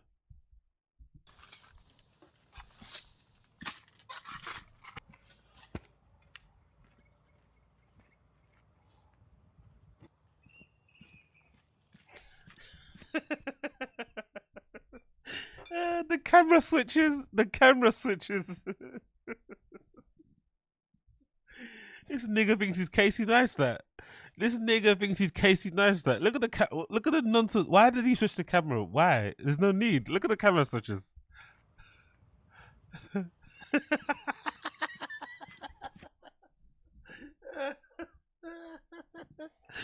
One more time. Look at the camera switches.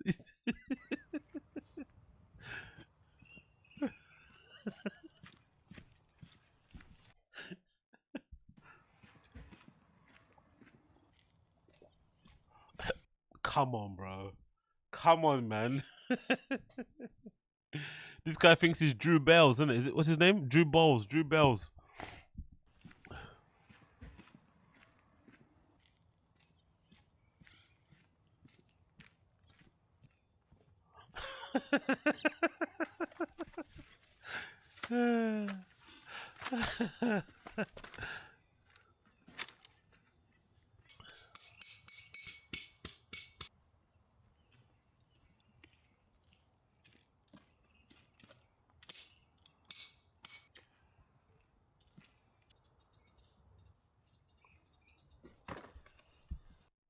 You know who I'm talking about, bro? You know Drew, whoever that guy is online, that guy that Drake did a parody of. The black guy that does all the videos where he vlogs himself going to Target.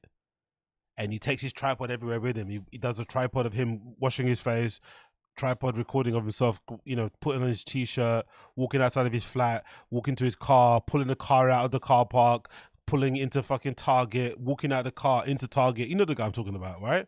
Is it Drew Bells, Drew Balls, whatever his fucking name is? He's sponsored by the NFL now. Don't you guys know what I'm talking about? The Target dude. No way am I the only one that knows about this shit. Drake did recently a parody of him on his Instagram. Okay. Maybe you don't know. Let me see what his name is on Twitter. Because you guys are making me feel like a fucking psycho. Drew something. Drew Wars, that's his name. Drew Wars. On Instagram. His name is Drew. Who? Okay, cool. I guess I'm the only nigger in the fucking stream chat, right? I guess I'm the only fucking black person here. Or the only person that has some sort of culture in their life, right? I'm sorry. I apologize for being a cultural fucking, you know, proponent, right? I apologize for fucking being a BLM fucking soldier. My bad, guys. My bad for being black. Apologies, all right? My bad for being black. Let me just show you the video I'm talking about.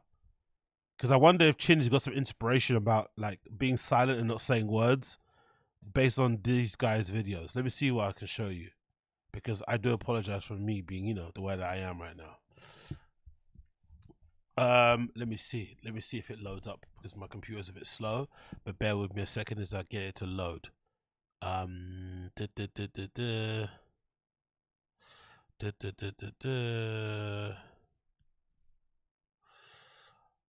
Let's continue.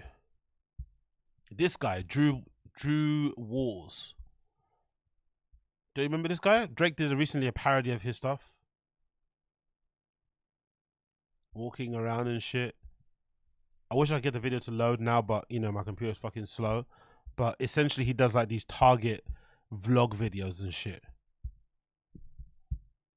But it's this guy. Him. Anyway, I'll show you a video of it later. It doesn't fucking matter right now, does it? Let's get back to fucking Chin.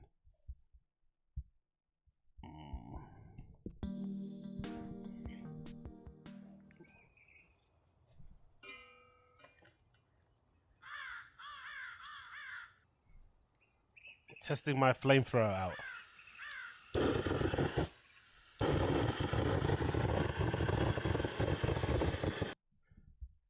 Man goes camping to disconnect.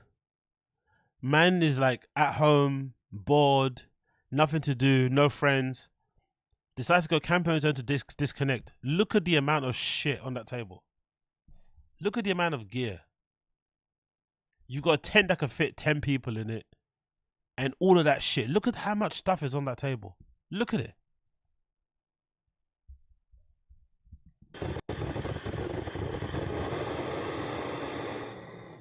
All right, I'm gonna head down to the lake.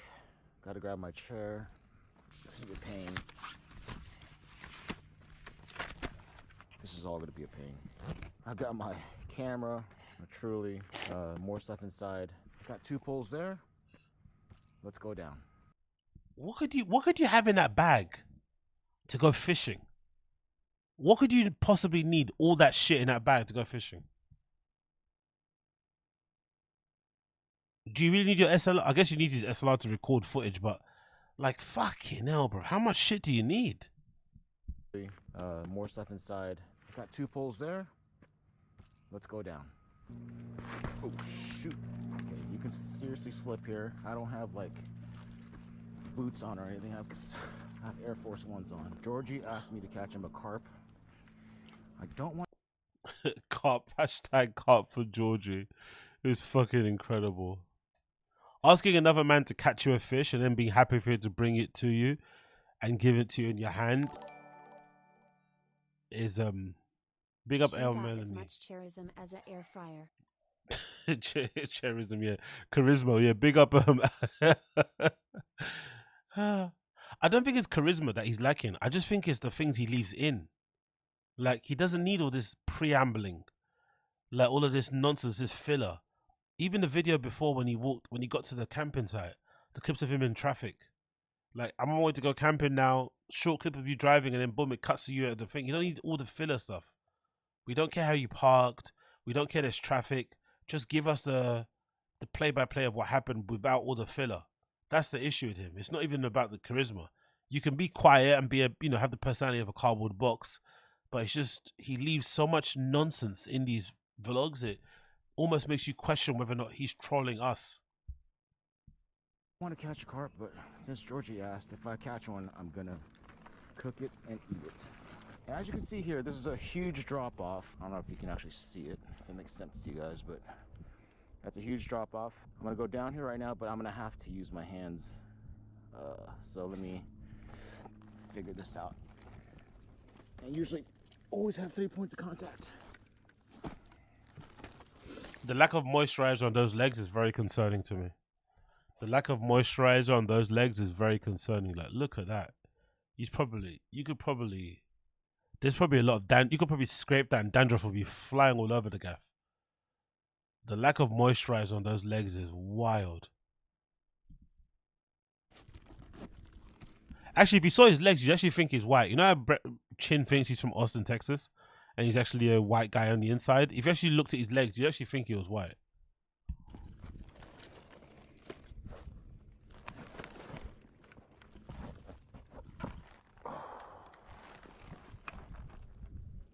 I don't see anyone else fishing here.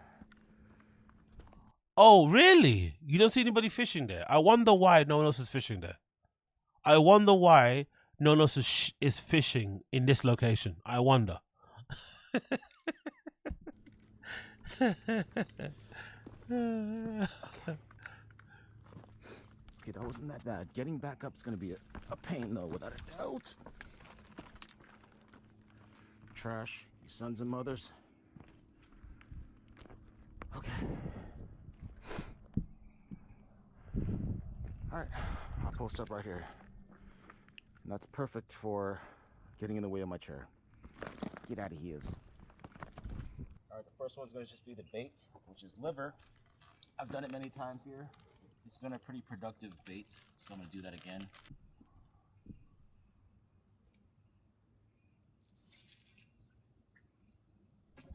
To be fair, when you whatever the word is when you throw the fucking line into the sea, you can tell his age a little bit when he throws stuff, you know? When you look at him, he doesn't look that old, but when he does little actions, you can tell his age. You can tell he's like approaching his 50s. Look when he throws, look. You know? He kind of looks like someone's granddad. Cast, is it cast? Yeah. Casting. Sorry, I should know what that term is because I think back in the slave era, I'm sure a lot of white men cast people like myself into the ocean, you know, probably as bait as well, which is kind of crazy.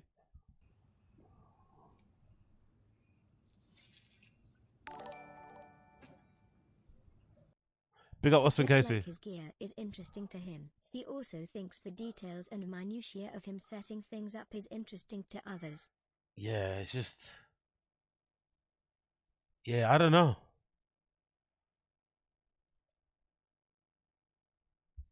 I just think he's bored, brother. I don't even think it's the interesting thing.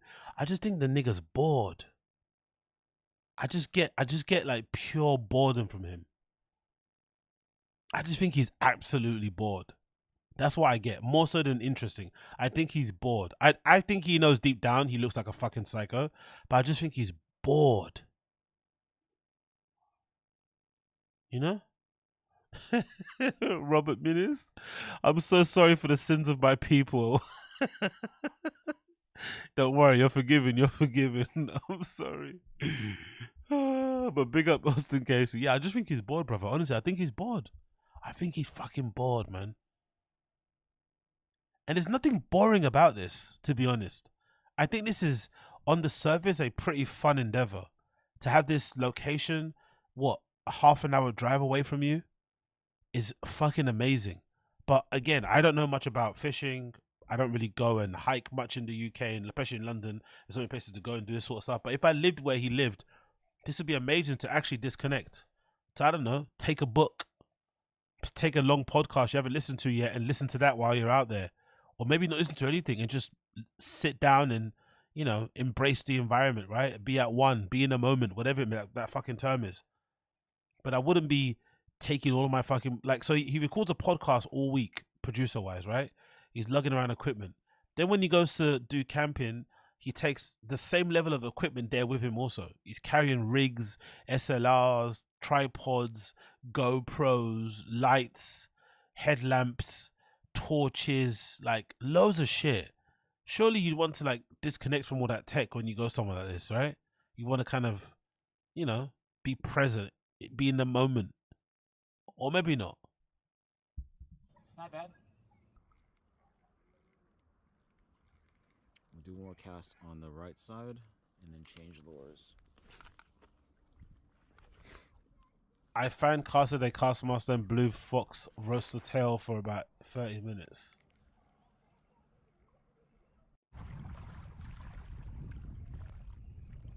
Alright, I let this soak for a while now. I saw no action at all, but let's just go and see.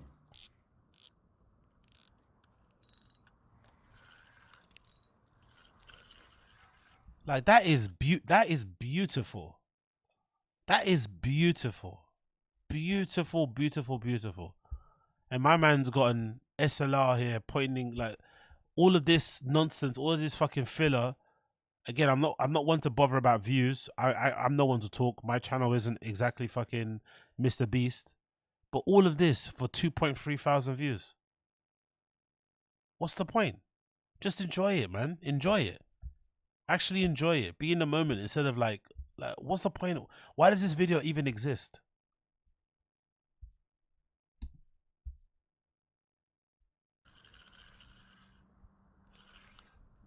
Yeah, nothing. I mean, let's see how much of the bait is still there. Yep. Well, actually, not a lot of it. So that is interesting.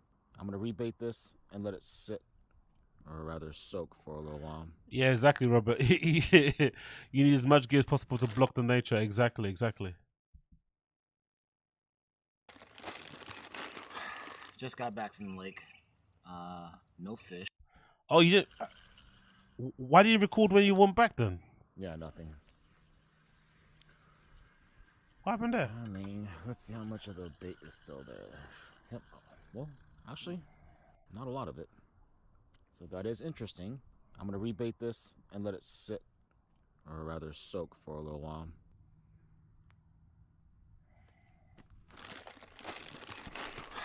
Just got back from the lake. No fish, but I left my rod there. Actually, I left two of my rods there. One of them is soaking in there right now with a piece of liver on there. So we'll see if we catch something. But the other one is just hanging out on the side. It has a lure on it. So when I go back down there, I'll fish the lure. Also check on the rod to see if we got any fish. But for now, I'm hungry and I'm lazy too. So I'm just going to cook. Well, first of all, spicy sweet chili Doritos. I'm going to eat some of this. Shout out to my boys, George and Casey, for introducing me to that. But I'm probably just going to do stag chili. Where are your boys? Why are you shouting them out? Why aren't your boys there with you? Why are you shouting at your boys? Where are these boys? Why aren't they there with you? Look at all this shit on the table. What is all this stuff? What is that? What is all this? What is that?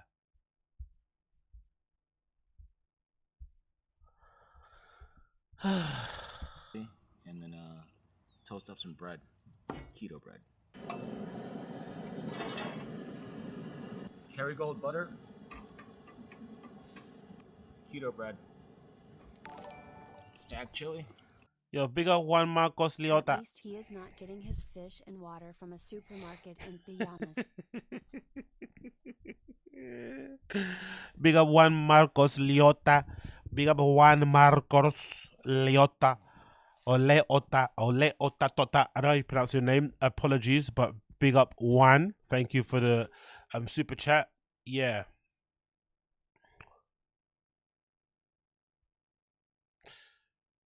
I don't want to play a video for you about Little Boom, but there's an update about Little Boom, the video. It'll bum you out. I don't want to play it because I don't want to get back to like negative shit. But there's a video about Little Boom that will really bum you out. About him on stream, essentially threatening academics and also trying to excuse his behavior. It'll bum you out. So I'm not going to play it. I'm going to keep on going with Chin, but remind me later on.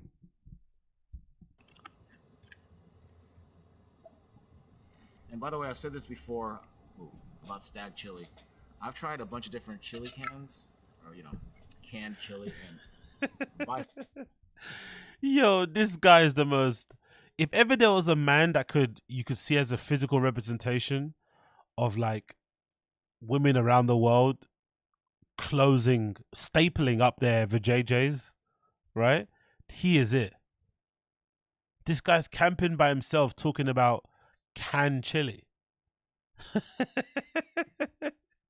If ever there was a way to make sure that none of the women ever in life ever want you, is to record a vlog of yourself out in nature talking about canned chili in front of a table full of absolute nonsense, like just stuff. by far, without a doubt, stag chili is like the best canned chili you can get.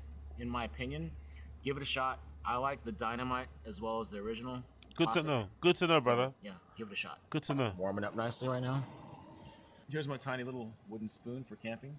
I'm gonna get a legit one, a bigger one next time. Yeah, we know you are. You're probably gonna buy the best wooden spoon you can get. Your money you can buy. I bet you.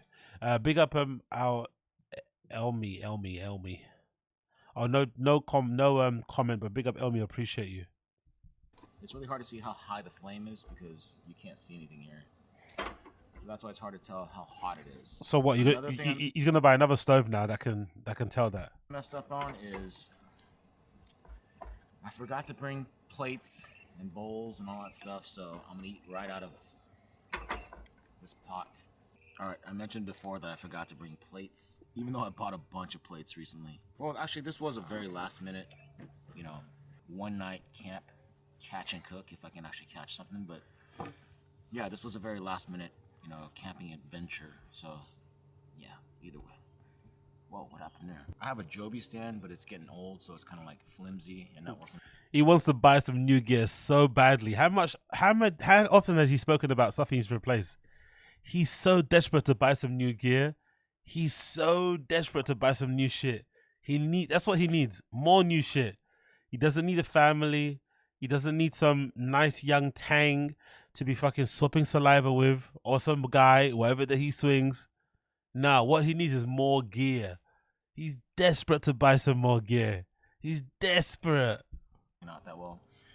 Anywho, I've got my Truly. Cheers.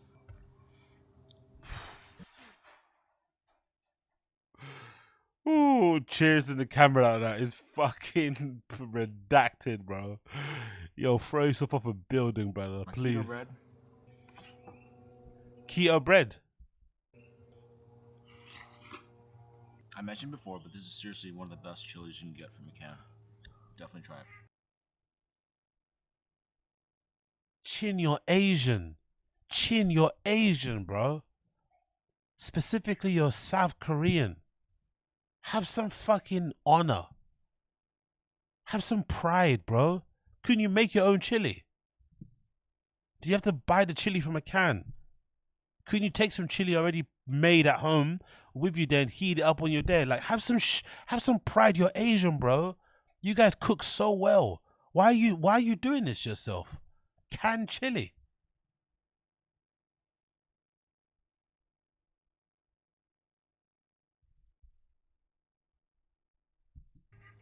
I'll dip it in.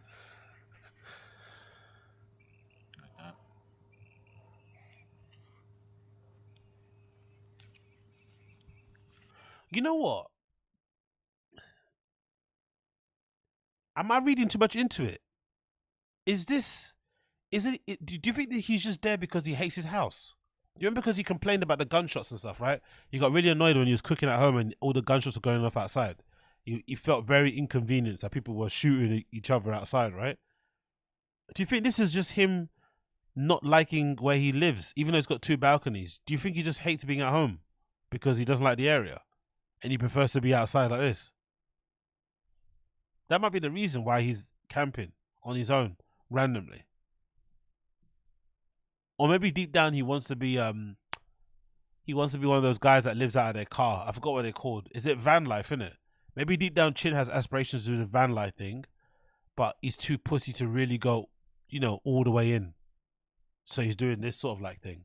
Because he feels he's trying to lean into that nomadic thing, but you can't be a nomad when you're carrying, you know, 10 grand worth of gear with you. You know what I mean? You're going to have to adopt a bit of a minimalistic lifestyle, you know? You'd think so.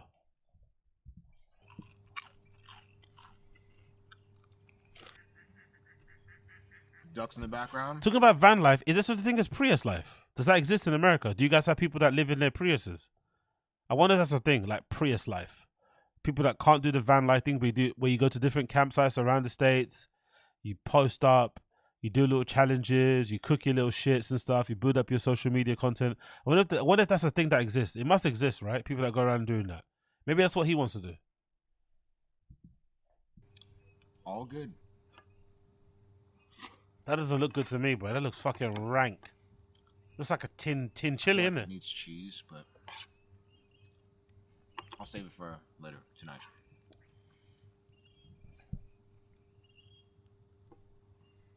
All right, it's only $3.49. Chin is the most NPC guy. Again, I don't like to use that term because I think it's quite derogatory and a bit rude. But Chin is really an NPC, isn't it? If ever you needed one, or if ever you'd want an example of one, Chin is really an NPC. I just feel sad for him. I'm not gonna lie. I feel kind of sad for the guy. So I'm probably gonna eat up, potentially take a quick nap, and then check on the fishing rods or the fishing rod. If there's a fish on, I'm gonna do a catch and cook and record that as well. If not, I have a lot of food here to cook up, so we're good to go. For this one-nighter camping trip that I just did off the fly, I just booked it. I was like, yeah, I want to just go for one night, see what happens. Anyhow, thank you for joining me, and I will keep you posted on what happens next. But I'm gonna eat this. What, you have to book that shit? In America, you can't just pull up to a camping site and rock up in your tent. You have to book. Is that what he's talking about? You have to pay for this. So he paid for this. Big up Elmi. Textbook Korean background guy. Yeah, exactly. Korean guy number 1, Korean guy number 2, Korean guy in the background number 4. Ah, okay. You have to pay. I didn't know you had to pay.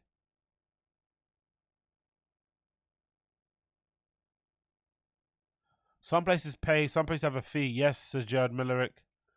Depends where it says pre-ban for local. Okay, cool. So you have to pay to certain places. Okay, I didn't know that. He's talking about booking all the time. Maybe add some cheese, maybe cook a sausage and add that, but otherwise, I'll see you later tonight. I don't know how well you can see me, but check this out here. I gotta be careful. All the way down there, there's a Christmas tree. Looks really cool.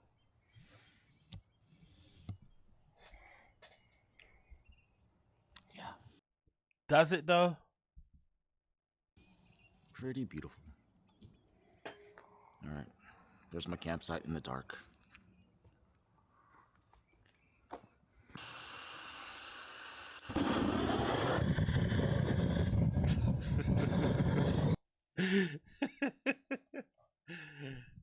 Is there not another way to light up your campfire than to bring an entire blowtorch with you? Is there not a better way to do this? Or is this I don't know. I'm gonna go down and check the rod. We got a fish on there. I kind of don't want to have one because I don't want to clean it right now, but if we do, I'll clean it. We'll make some fish sandwiches. Who's we? Who's we? Where's the we? We will make some. Who's the we? Who else is there with you right now, bro? Can we see them? Is their heart beating? See that close without my glasses on, but I can't see that far unless I take my glasses off. It's kind of a double-edged sword there. Yo, big up Fair Campus. Big up to you too, brother. Damn, the bugs are everywhere. I want to throw a knife directly into my face, but big up you, Fair Campus. Thank you for joining us. It's cold weather. It's kind of crazy.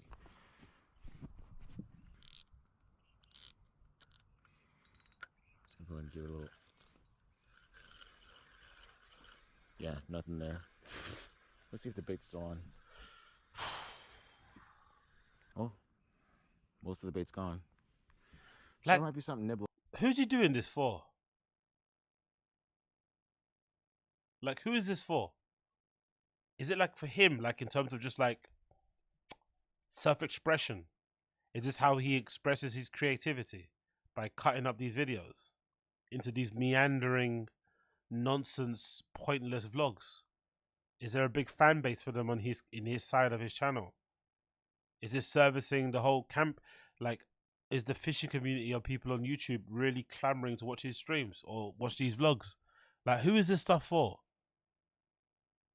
We've got this guy in the pitch black attempted to fish. Sorry, in the dead of night attempted to fish. Like, okay.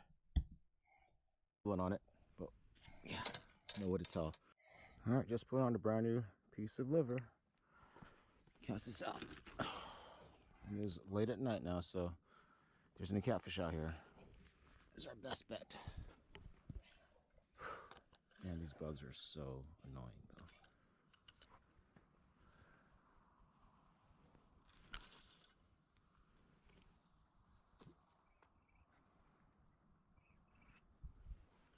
We'll check tomorrow morning.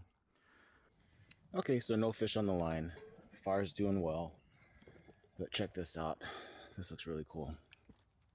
Hopefully I can grab a good visual of this.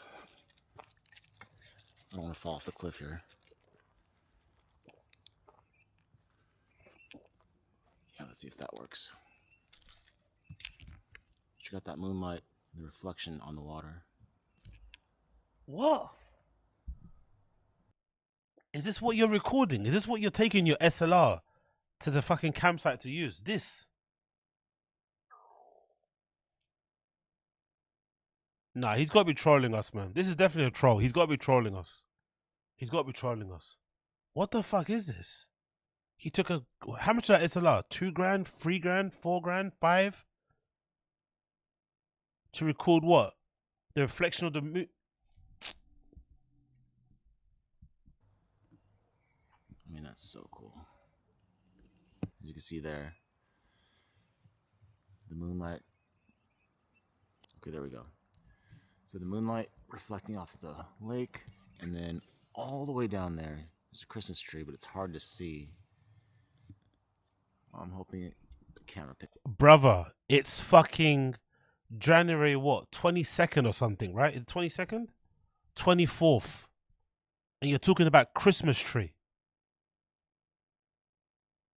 Nigga, you're talking about Christmas in January 24th. It's Christmas. Christmas tree. Wow. Picks it up because it looks super cool in the middle of the lake. We can definitely see the Christmas tree. We can, man. Super beautiful out here. Amazing, amazing views. There's the campsite. Come on, focus in. There you go. Just dumped another log on there, so I'm gonna be eating dinner soon. And yeah, there's a weird trail here that people can get to me. If you see this video, I'm still alive, but yeah. Anywho, so I'm kind of embarrassed to say this, but I'm so lazy right now. I just want to eat like something quick, so I'm gonna just do a He really feels ashamed about this as well. He actually feels ashamed. Look, he's looking down. He doesn't want to make eye contact. Let's see what he's ashamed about. What, he has to order fucking DoorDash or something to his campsite. That's actually a good thing, bro. Get a good meal in you. Don't cook for yourself, because we've seen what you cook for yourself and it looks fucking rancid. Let's see what he's actually afraid about and what he's scared about or what he's cut up about. Let's see. Let's hear. You see this video, I'm still alive, but yeah. Anywho, so I'm kind of embarrassed to say this, but I'm so lazy right now. I just want to eat like something quick, so I'm gonna just do a hot dog. I wanted to do this whole like dinner thing with. He was cut up about a glizzy. He was cut up about having to eat a glizzy, because I guess he premised the video with like catch and cook or fish and cook. Sorry, so I'm assuming because of that he feels like he's letting down his fans. I'm sorry, guys. I couldn't catch a fish to save my life, so I'm going to eat a hot dog. It's like, bro, eat what you want, man. No one gives a fuck. Just eat the hot dog. It's actually a good thing you're eating something that's actually, you know, somewhat edible. Let's see how he fucks up this hot dog. Hot dogs are usually easy to make, right? For the most part. I think if anything, hot dogs, I guess if you can't make the sausage on a certain thing, the main thing is like the condiments, right? Whether you put like caramelized onions on them and other bits and bobs, like, but usually you can't fuck up a hot dog, right? Maybe make sure the bread's good, decent sausages, whether you decide to go ketchup or mustard, but you can't fuck up a hot dog. It's really impossible to fuck it up. Let's see what he does. Steak and vegetables and all that stuff, but I got really lazy really fast, so I'm gonna do a hot dog. Texas Smokehouse. Okay, decent hot dogs. They look good.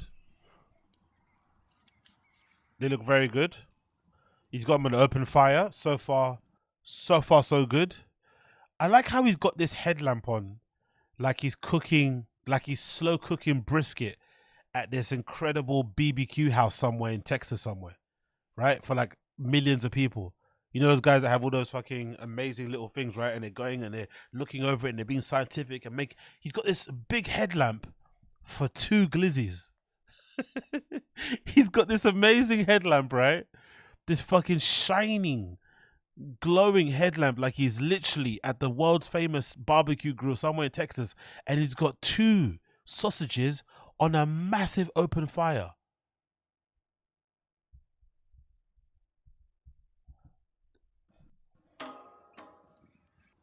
Innovation. These must be cooked by now, but if not, what's he doing now? I don't know what to say. He's putting cheese on top. He's putting the cheese on top of the glizzy while it's on the fire. Why would you do that? Why wouldn't you just heat them up and then while they're hot, put them in the bread and then put the cheese on top, because it's gonna melt while it's on the. Why is he doing this?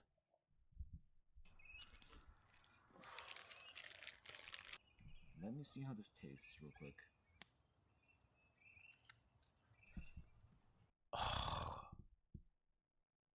So there's no bread. He's just eating them like that on the chopping board.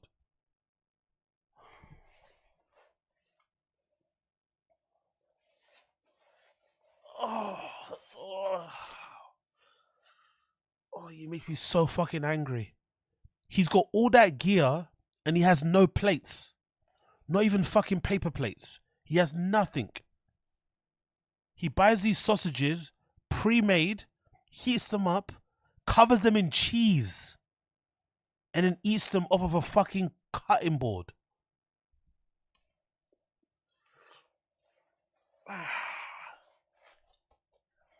Why would you go camping if you're trying to lose weight? What, he's not eating bread. He's not eating carbs. He's watching his weight while he's going camping. Brother, you're outside. You can maybe mitigate some of the extra fucking carbs by walking and lugging your equipment around. It's not that deep. Have some fucking hot dog buns or something, bro. Please, for the love of God. What is this nonsense? No bread, but he's got Hellman's mayo in the background, right? Make that make sense. I can't have the carbs, but I've got a whole tub of Hellman's mayo.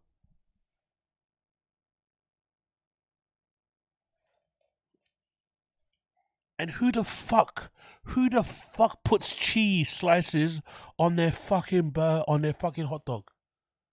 Who puts cheese slices on their hot dog? Especially without a bun. Why would you do that to yourself? I've never seen an Asian man more useless at cooking than Chin. I've never seen an Asian dude more useless at cooking than Chin. All Asian guys I know, if they can't cook, they know how to eat well. So they buy amazing ingredients. They go to great restaurants. They order loads of nice food. But I've never seen an Asian guy who can't cook and doesn't know how to eat.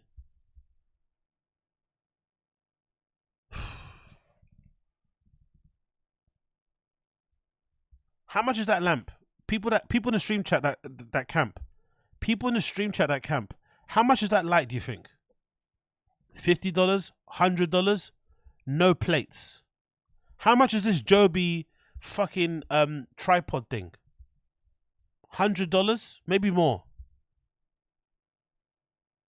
And my guy has no plates.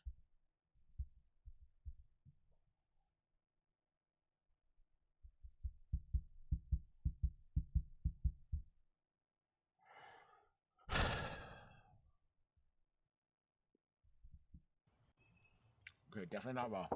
Got ketchup.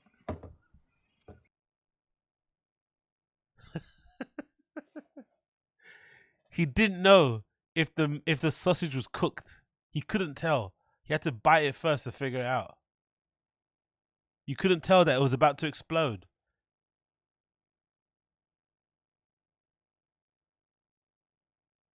Definitely. Now, I think he has something wrong with him, innit? I think he's definitely on the spectrum. What do you guys think? I don't think this is a functioning adult like we think he is. What do you guys think? I think he's definitely on the spectrum.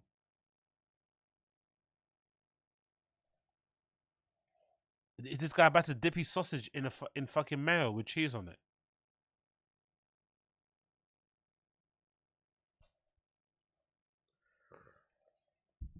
Got mayo. Is that some bread? Finally, we got some bread. He's putting the sauce. He's putting the hot dogs on sliced bread.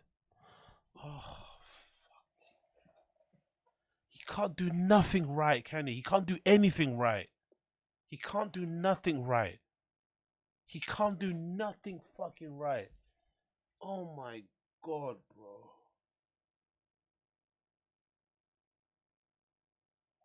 Couldn't you just stop up at a gas station on your way to the fucking camping site and just picked up some fucking buns? Some fucking hot dog buns. Is that really that hard to do?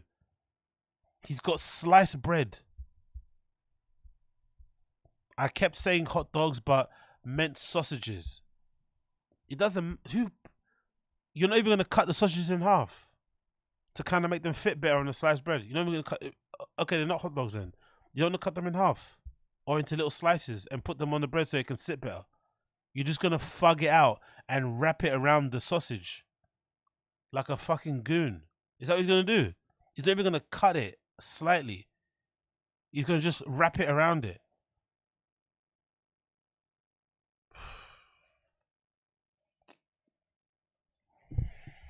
God almighty, man. Why is this guy so redacted? Why is he like this? Hot dog. Oh my god, bro. Oh my god, bro. Look at that. He just wrapped it around like this is the kind of shit you did when you were in college. No money or minimal money, but you need to eat. You look in your fucking cupboard, you got a tin of hot dogs, right, in like water and shit. You got some sliced bread and a bit of ketchup left over, right? You just like, you know what, fuck it, let's go. I need to eat something. You fucking open the tin of the tin of hot dogs. You drench out all the water. You put those hot dogs in the fucking microwave. You hope it doesn't burst and explode. And then you wrap those fucking sausages in horrible sliced bread. You cover them in ketchup and you just stuff that down your mouth. And you hope tomorrow something changes. But this guy's 50 or something, or however old he is. has a good quality of life, and he can't just be bothered to take some hot dog buns with him while he goes camping, just to kind of, you know, get the best out of the sausages that he has, or take a really sharp knife and cut those bad boys in half. Wow.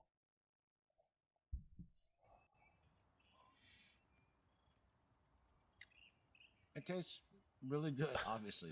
It's very salty. No, it doesn't. Obviously. I love how he's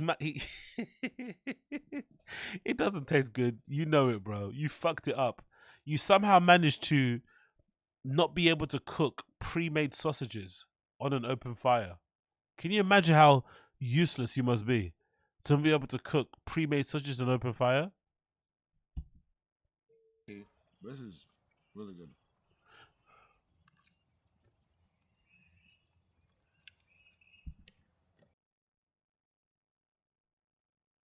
He's just dipping his fork into the mayo and eating it like a sauce. So he doesn't want to have hot dog buns because they're too fattening or something. But he puts his fork into the mayo and just eats it.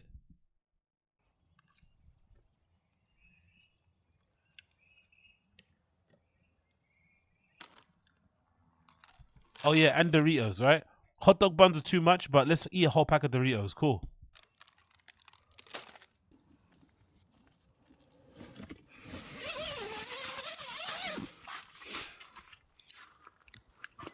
Oh boy. Tell me that ain't pretty.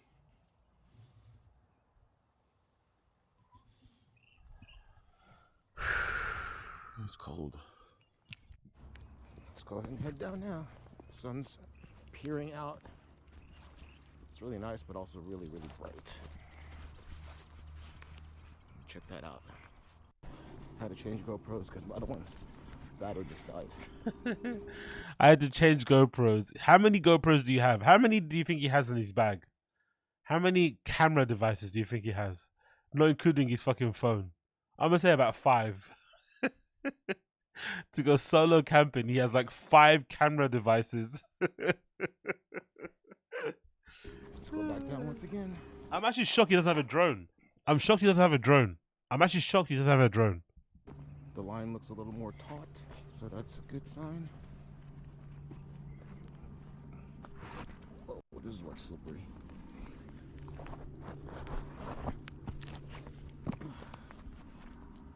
There's my rod.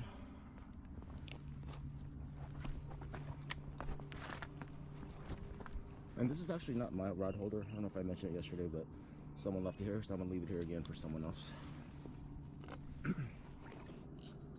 Tighten the drag.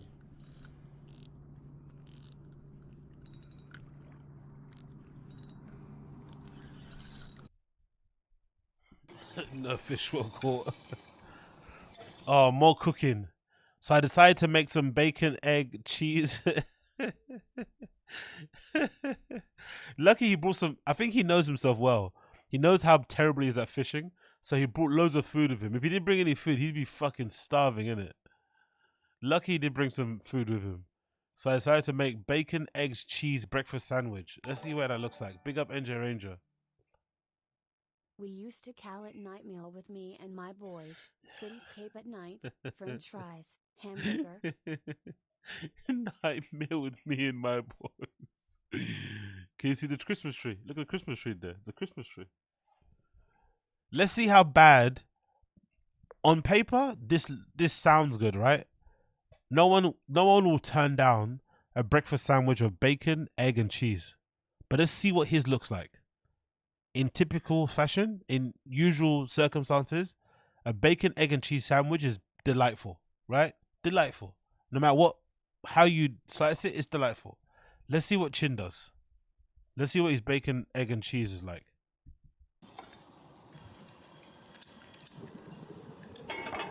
One more time on this, because I'm going to try to melt cheese a little bit into the bread. Ah, snap. Ah, snap. That's what you wanted the replay of.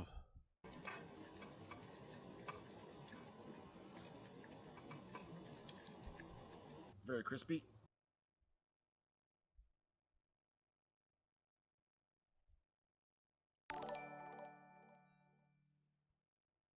This is almost as depressing as Bopper fake crying. No, I think that was more depressing, but big up you, man. Big up you, Rally Redact. Can somebody explain to me why he's cooking bacon in like a pot or a bowl, whatever that, how he fucking determined that? Why is he not cooking that in a frying pan? Why is this being done in that? Is that because of the oil? Can someone explain that to me? Why is he cooking the bacon in there?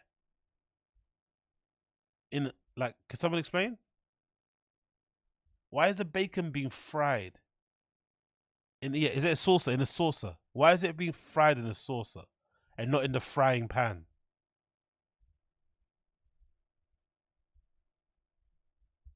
Because it cooks well in a pot, people are saying. Asian way of life, maybe. Maybe that's the point. Maybe because of the when the oil spills and pops and stuff, maybe it cooks better in that pot because it helps to keep the heat inside. Maybe, I don't know. Why don't you just put it?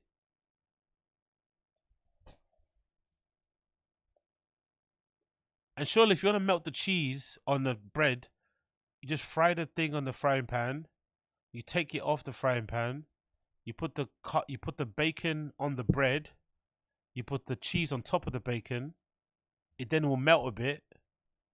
Or if you want to really melt it, you just put the bread on the frying pan after the bacon's done, and you cover the frying pan a little bit, and the heat from the frying pan on hitting the lid will melt the cheese. Or if you really want to make it easy for yourself, you just toast the bread a little bit on the frying pan after you fried the bacon. You put the bacon at the bottom. No, you put the cheese at the bottom. Then you put the bacon on top of it. Then you put the egg on top of that, so that the heat of the egg and the bacon will melt the cheese underneath it. No? Isn't that just the easy way to do it? Or if you want to, you could flip it the other way around and put the bacon on the bread, then the egg on top, then put the cheese on top of that, and it'll melt on top. Isn't that easy?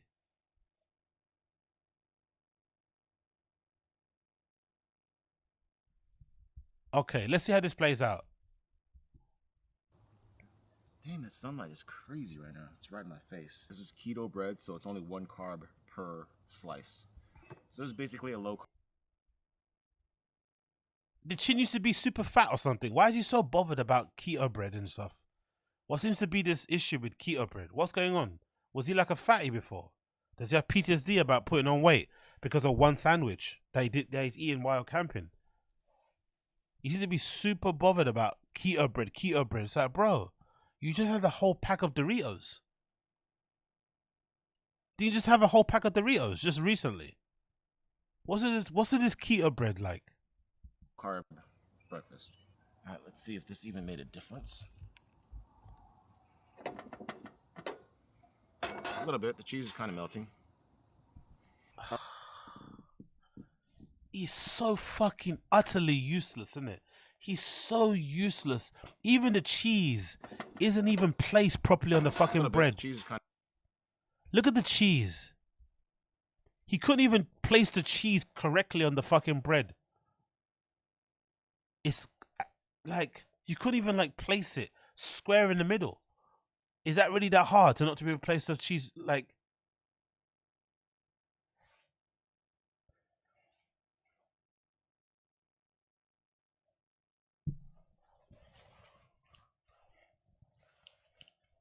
Can someone explain why he couldn't just put the cheese at the bottom and then put the egg and the bacon on top of it while they're done? Literally leave the bread and the cheese on the side. Once you cook the bacon and the eggs in the same frying pan, maybe you start with the bacon first because it takes longer to cook. Then you crack the egg after, you put it on the side, and then you literally put them on top of the cheese and it melts anyway. Why you, what is this? Kind of melting. All right, so this is what we're working with right now. Slice of bread. Fucking hell, bro. Those bacons have been fucking mullered, innit? There is absolutely nothing in those bits of bacon. Where's the oil? Where's the butter? Where's the grease? Look how dry those bits of bacon are. Did he cook those bacon in an air fryer or something? Fucking hell.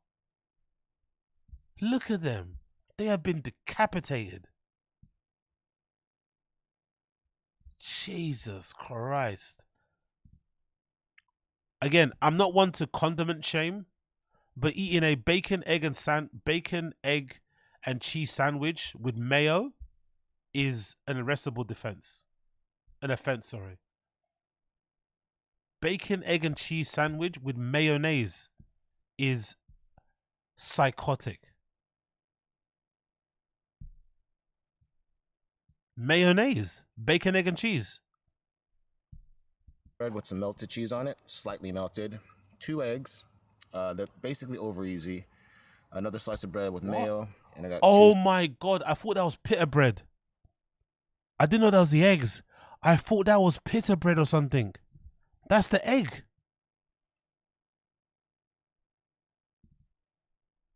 I thought that was pita bread.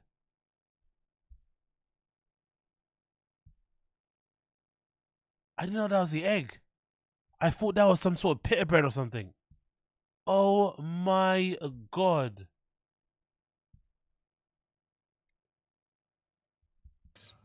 They're basically over easy. Another slice of bread with mayo, and I got 2 slices of bacon. Got my sun-kissed here, diet. Diet sun-kissed keto bread, but eats a whole pack of Doritos. He's so weird. Diet sun-kiss. Okay, cool, man. Cool. Let's dig in. And by the way, I'm listening to a podcast in my ear. Joe Rogan, as per usual.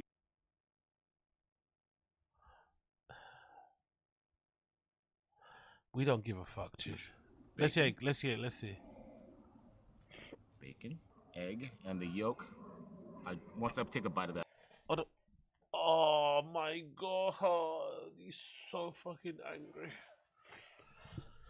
Hold on, what did he do? He put the bacon on the bottom of the bread with no condiments.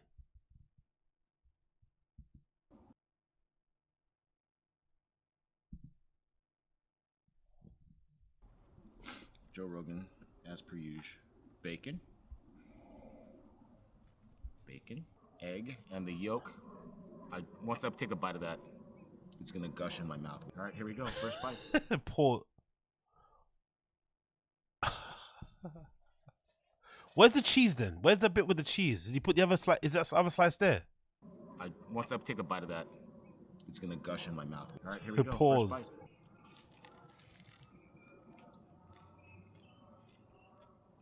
That is damn good. The egg makes it so much better. It balances it out. Cuts through all that salty.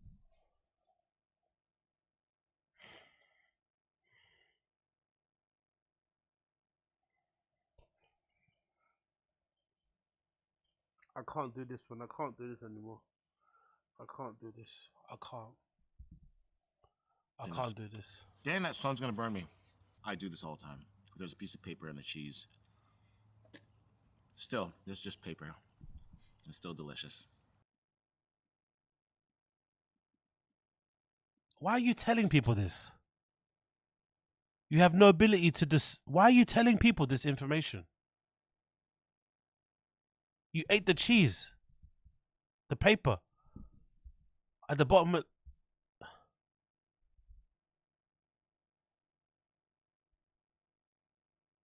I always eat the cheese. I always eat the paper. I can't do this anymore. I can't do this anymore. I can't do this one. I can't do this anymore.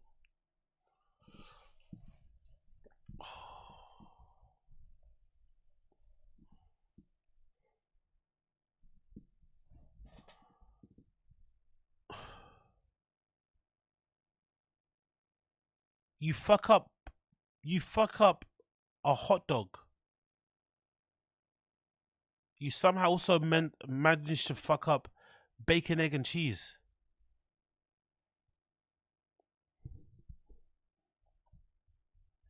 Yeah, I'm done, man. I'm done. I'm done. I can't. I'm done. I'm done. I'm done.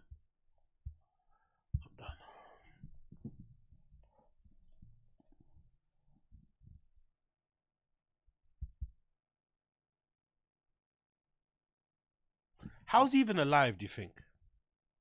How's he even a functioning adult? How is he a contributing member of society? How is this guy even alive? How? How's he managed to survive all these years? How?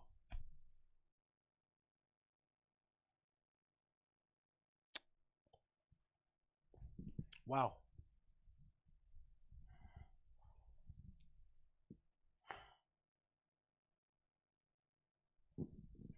Okay, bro. Okay. Okay. All right. All right. Bacon, egg, and cheese time, huh?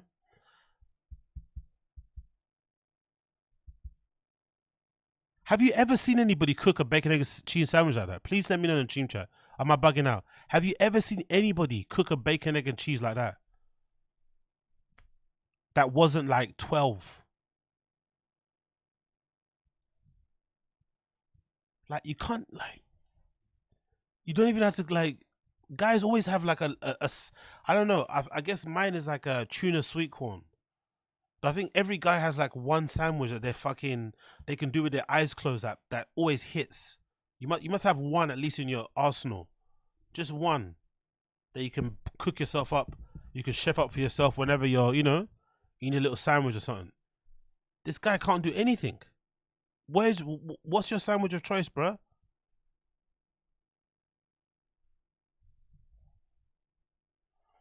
And it's worse because he's fucking Korean. I've never met a Korean person that can't cook. Never.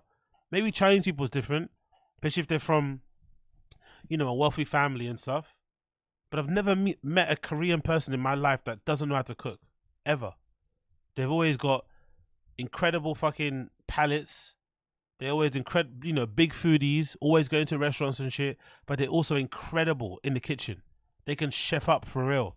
Like, they can take a pack of noodles and turn it into an amazing fucking dish, right? Like, they're really good at what they do. Like, you know what I mean? Rice cookers are going off everywhere. This guy is like hopeless. Hopeless.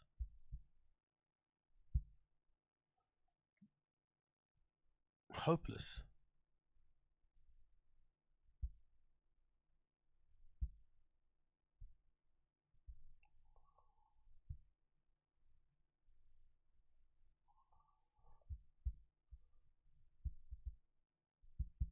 Oh yeah, big up my guy Fashion Roman. What's good? What's good? What's good? Turkey and cheese for the win. Lols.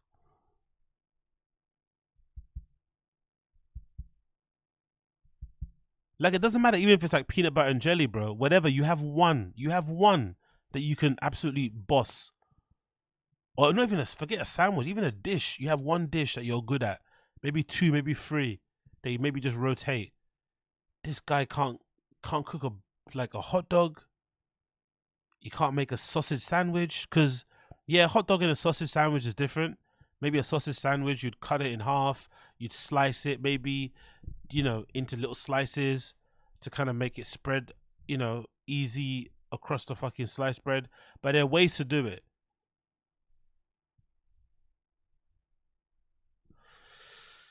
I don't know, man. I don't know.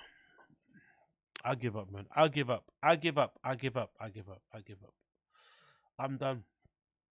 I'm done. I'm finished. I'm finished. I am over. I can't do this no more. I can't do this no more.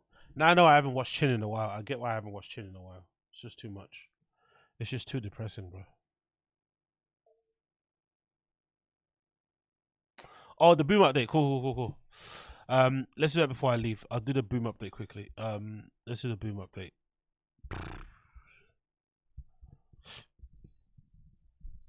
Let's do the boom update. Let's do the fucking boom update quickly.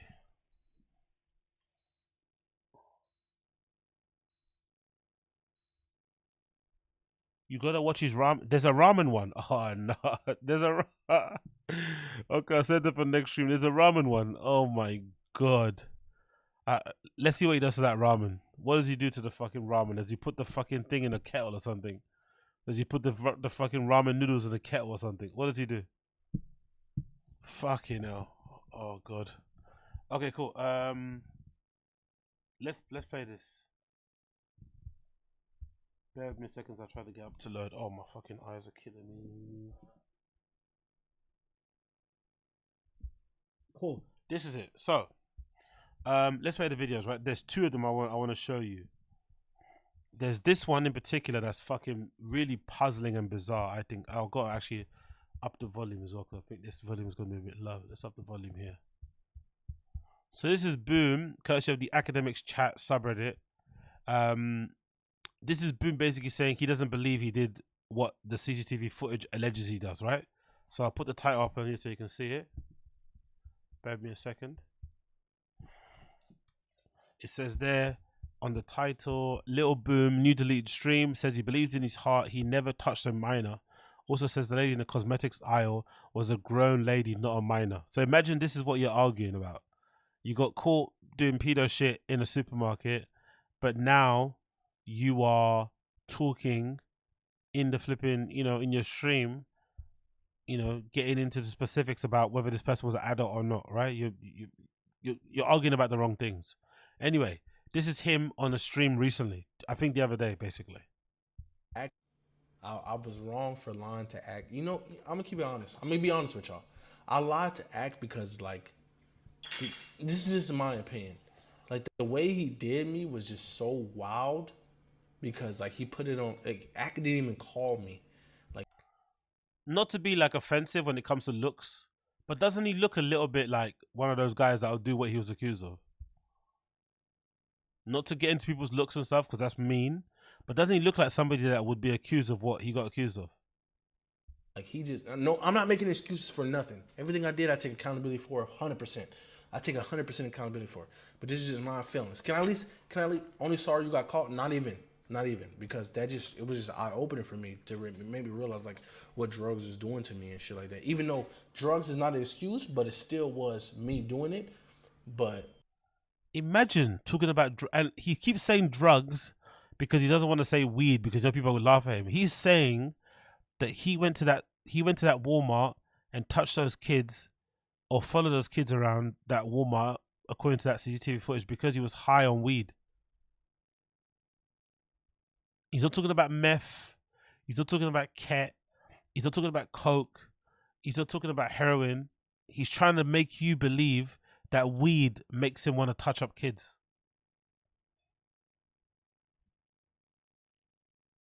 Okay, buddy. It was drugs that played a part in it, but it's not an excuse, you know what I mean? But I'm gonna say this, like, the way Ack handled it was really wild because he could have called me and I could have, because same way I opened up to my ex-girl about all this. Imagine being accused of pedo shit and you're more annoyed that your friend didn't call you ahead of time to give you, like, what? Why do you think you're owed this? Why do you think you're entitled to this level of care and attention? What about the same care and attention that you didn't give to the alleged victims? What about that? Like, he could have called me and told me, but he made it like a big spectacle. And I'm sorry, but touching kids in a Walmart in your fucking PJs, that's the spectacle. Your friend talking about it on stream isn't a spectacle. You doing what you did at your age is the spectacle.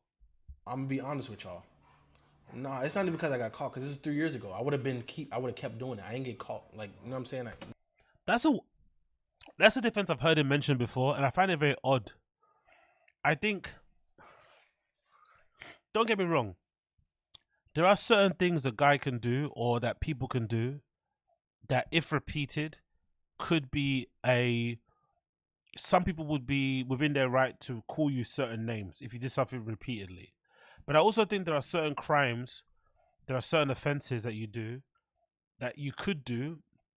If you do them once, you're basically written off. There's no coming back from. Societally and stuff, like, people will never look past that. And I think touching kids is one of them. Maybe it's not fair. Maybe there is a degree. There is a fucking, I feel sick even saying it. Maybe there is a scale to fucking PDF fucking activities. Maybe there is. I haven't looked too deep into it because, you know, it's nasty. But even if there is, it doesn't matter really. Once you do it once, you are what you are, innit? You can't have the defense of like, oh, I only did it once 3 years ago. Because you're also an unreliable narrator. Because he lied about doing it the first time, right? He went on Extreme and said he didn't do it. And then the video comes out and then he confesses. So how are we to know that there might not be other instances where you did it but you got away with it?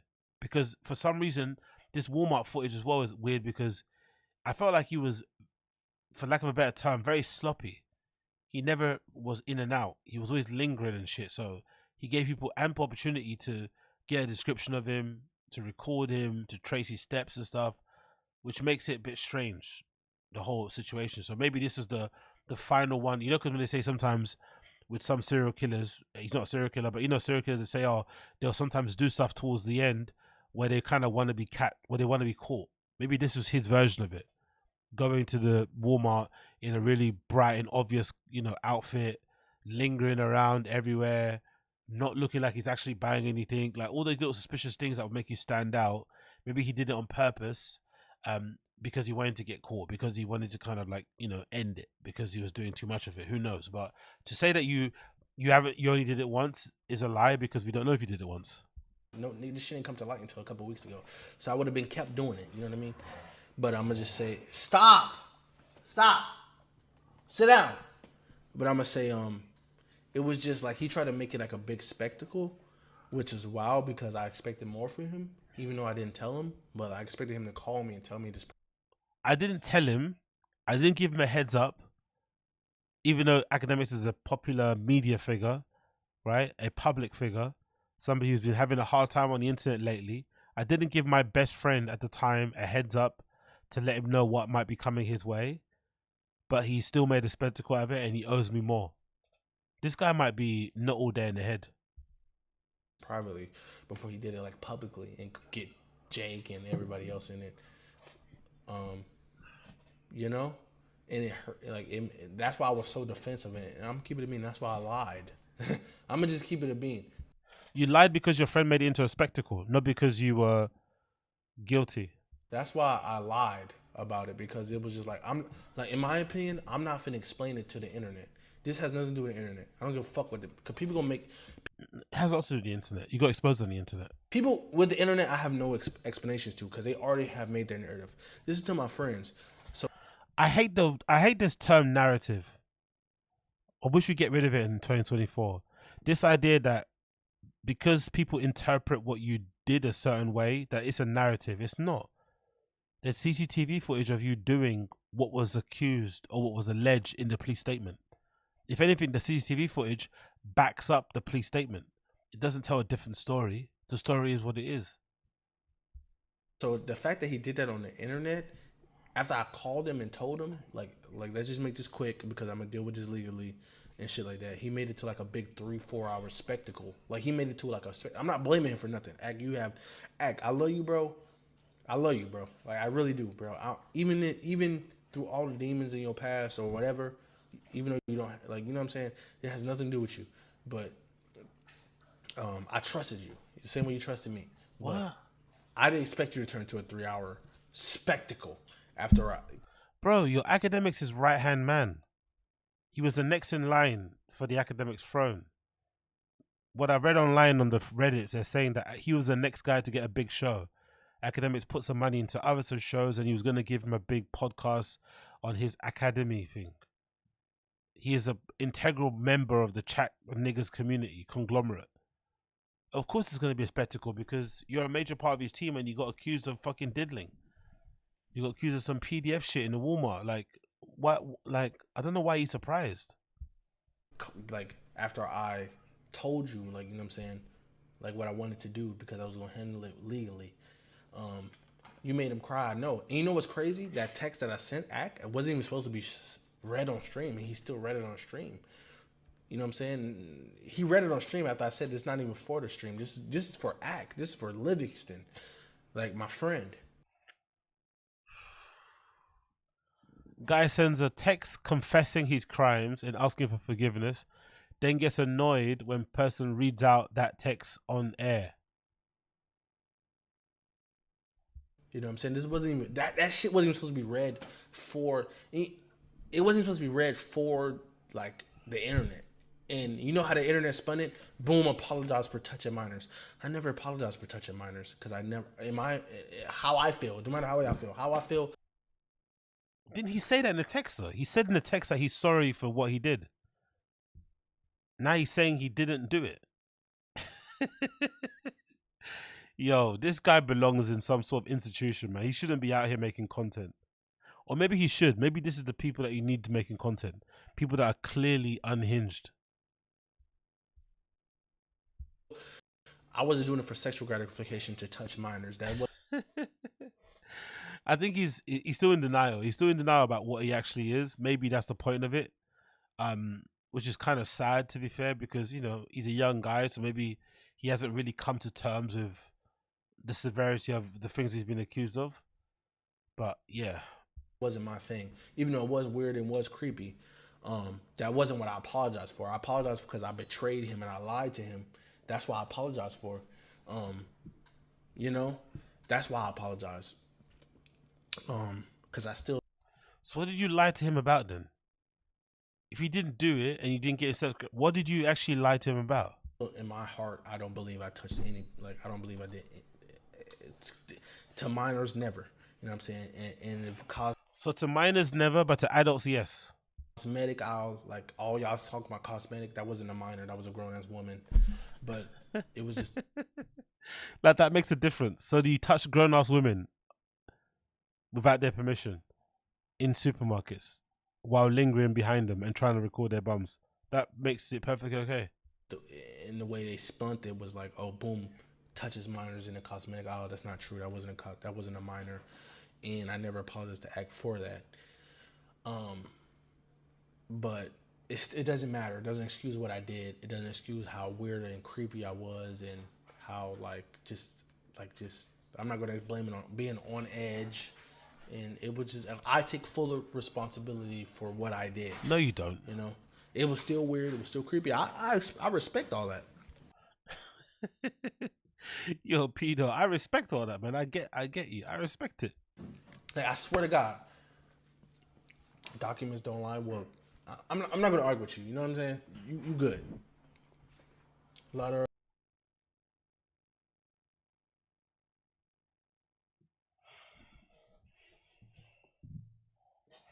Doesn't that make you sad?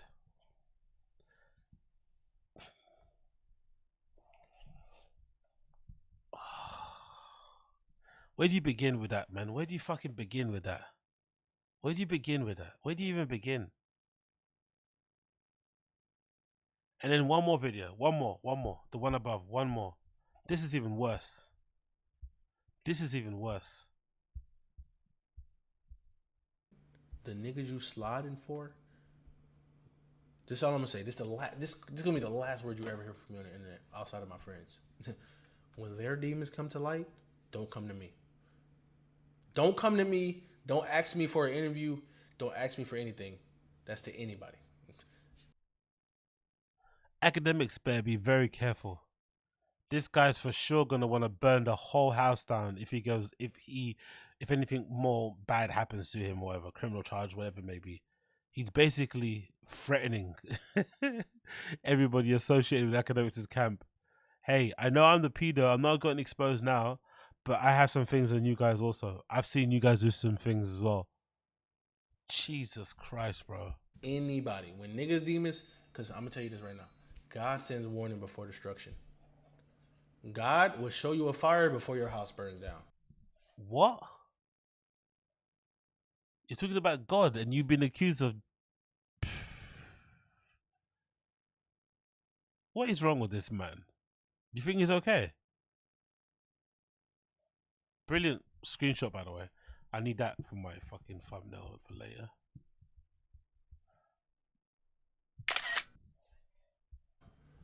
So it might seem all high and mighty now, but when niggas demons... High and mighty. Start coming to light, you know? Don't come to me for anything. I'm just this weird, creepy nigga. Don't ask me for shit. I don't know anything, you know? I don't know anything. I don't know much. I'm just a nigga, that weird, creepy nigga with the mustache and shit like that in the anime, nigga. Don't come to me for anything. Handle that on your own accord. Okay? Because at the end of the day, it's niggas that I take a bullet for. It's niggas that I die for. It's niggas that I jump in front of a train for. That when the train comes for them, ain't nobody gonna jump in the train for them. Jesus Christ. Academics really is a terrible judge of character, isn't it? Imagine letting someone like this into your inner circle and then exposing him to all your deepest, darkest secrets and then having them be exposed as a paedophile, but then you really can't go in on him because Ak hasn't really gone in on him. Notice, Ak hasn't really gone in on him like he'll do other people. He's kind of been approaching him with kid gloves, making excuses for him, being in denial, then slowly coming around to it. He's not really spazzing out the way you would imagine he would. And this might be the reason why, because he knows that Boom knows where the bodies are buried, for lack of a better term. Boom knows what's really going on.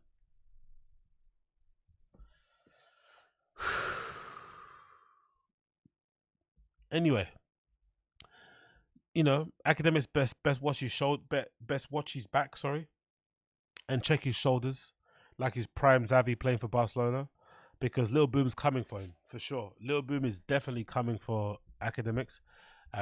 He's not going to take this lying down.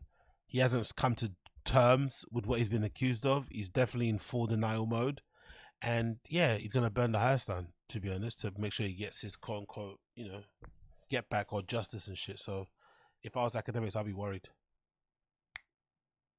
Anyways, my friends, that is me. I'm done. Thank you for tuning in. Random show episode number 189, I think, or something, right?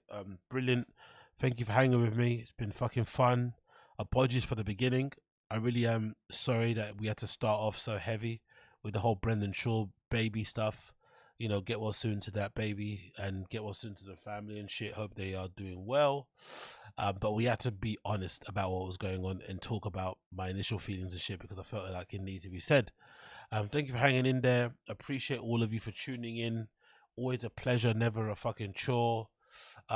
Big up Austin Casey, Jared Mellerick, I see ya. Yeah, exactly on the road to 200. Exactly, 200 closing in. We'll probably do a long one actually.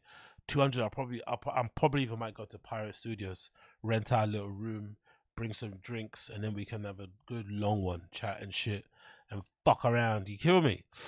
Big up Forgive My Laughter. Appreciate you. Big up Booth McGee, Asad Aziz. Brian, Super Jello, I see you. Thank you for joining me. Sour C, I see you. Assad, I see you. Jemski, thank you for chilling. Fashion Roma, thank you for chilling. Griffin, Sizemore, big up you, Griffin Sizemore. Big up Josie, always big up Josie. Much love to you. Hope you're well. Big up MK. Big up who else is I got here? Scott L. 10017 and Go again. Big up my guy Go. Thank you for hanging. Bong, I see you. The Fuss, A Yo Ho Joy, thank you for hanging out too. All of you, appreciate you all, and really had a lot of fun hanging and chilling and banging. And I'll see all of you guys very soon. Oh yeah, big up Darksky the Flow as well. Big up my G Darksky the Flow. Make sure you're following him on fucking Twitter for all of the DSP content that you want to see. Big up my guy, Darksky the Flow, and fuck Review Tech USA. Peace out. Peace